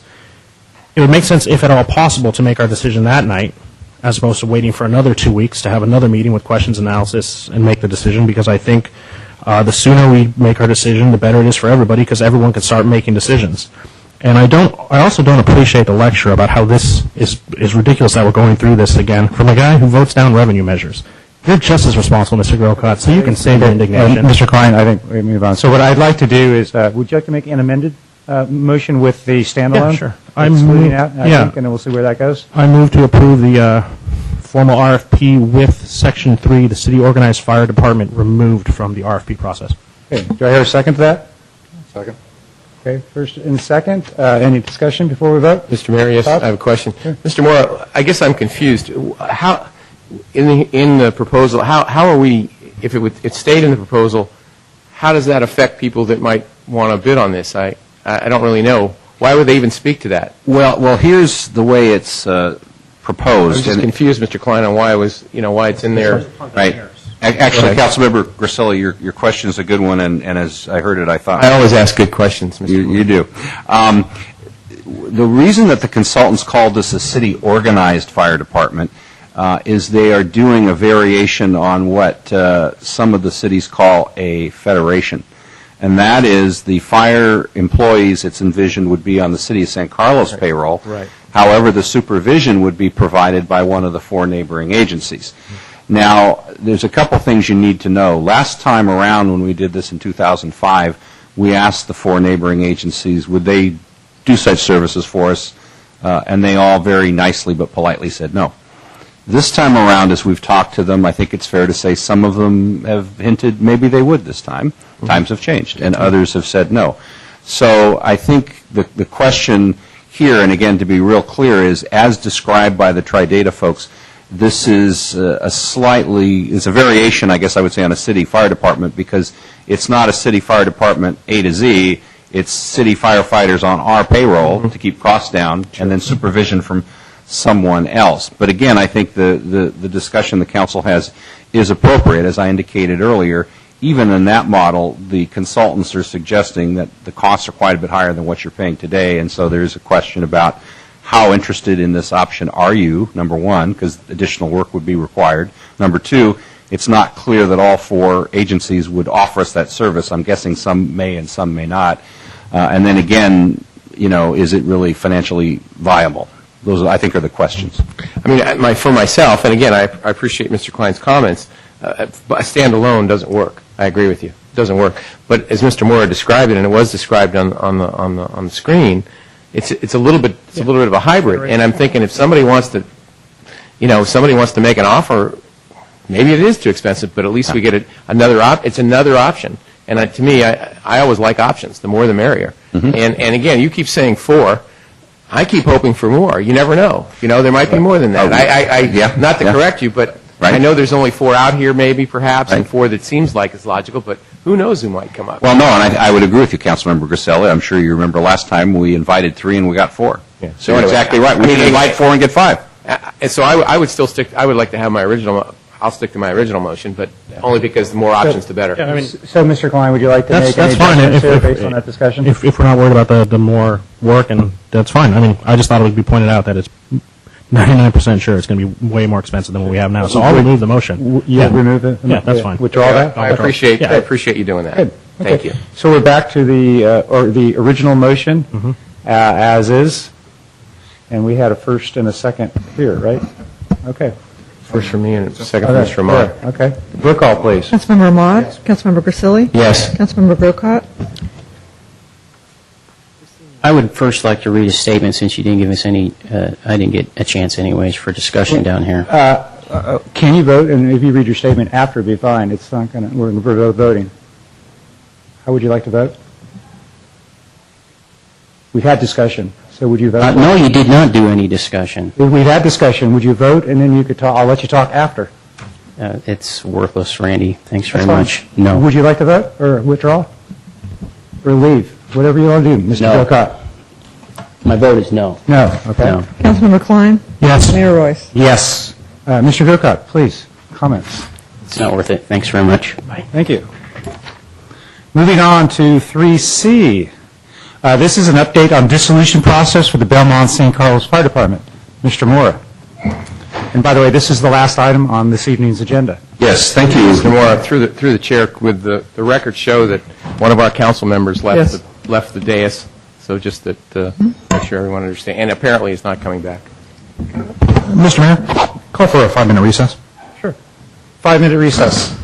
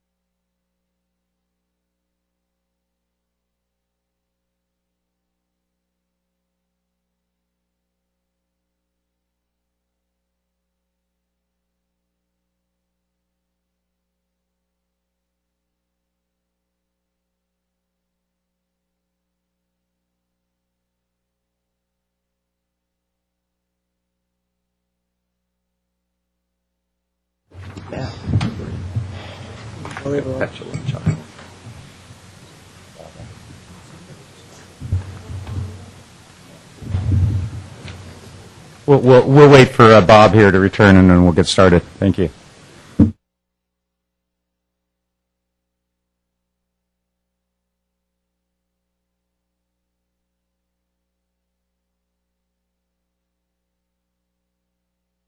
See update on the dissolution process for the Belmont St. Carlos Fire Department. Mr. Moore. Thank you, Mayor and members of council. As the council knows, when the city of San Carlos sent the letter some months ago to dissolve the Belmont St. Carlos JPA, part of that action involved a dissolution process. What we did 5 years ago when we started down this road once before, when Belmont sent such a letter, is we set up a committee of staff members and legal folks where we have a team that consists of the staff in Belmont, St. Carlos, and the JPA, and also the attorneys from Belmont, St. Carlos, and the JPA. And we met monthly. It was a very effective process. I'm glad to tell you that both last time and again this time, the staffs are getting along quite well. And we have a checklist of different things that we need to work through, things like all of the assets of the agency, all of the liabilities, all of the leases, all of the labor agreements. So we're kind of cataloging all of that. We've had 2 meetings to date, and we have the third one scheduled for November 4th. So we just wanted to let you know, because I know there have been questions from the council in the past about the dissolution process, what are the steps, what's going on, and there's been an interest in making sure that it's moving. And I'm here to tell you tonight that while we don't have a lot of specifics for you yet, because we're still cataloging all the documents and all the assets and liabilities, it is moving. At our next meeting, we hope to get into a little more detail. And then what we will probably be doing is either through the fire board or in some cases through the parent agencies as well. You'll begin seeing things coming initially to the fire board and then the parent agencies in terms of different reports and different analysis as we begin to talk about ways to wrap up the agency. So that was the nature of this. It's kind of a brief report, but again, just an initial kickoff to tell you that the process is moving. Mr. Mayor, can I questions? just, no questions. I want to jump in before we get to public comment. We'll also be receiving a report from our Fire Board Council tomorrow night on the dissolution process. It's a public report, so we don't have a staff report in the Fire Board agenda, but we will be getting another report, and we'll be having some discussion on the Fire Board level, and I'll be sure to report back again next week, because we have another meeting next week, about what was discussed and where we see the direction going. But Mr. Moore is right. We have a lot written down, and now it's time to get into the nitty-gritty. Okay. Any other comments on our report here? Okay. Thank you. Anybody out there like to comment on this report? I think then we are adjourned. Sounds good. Great. Thank you.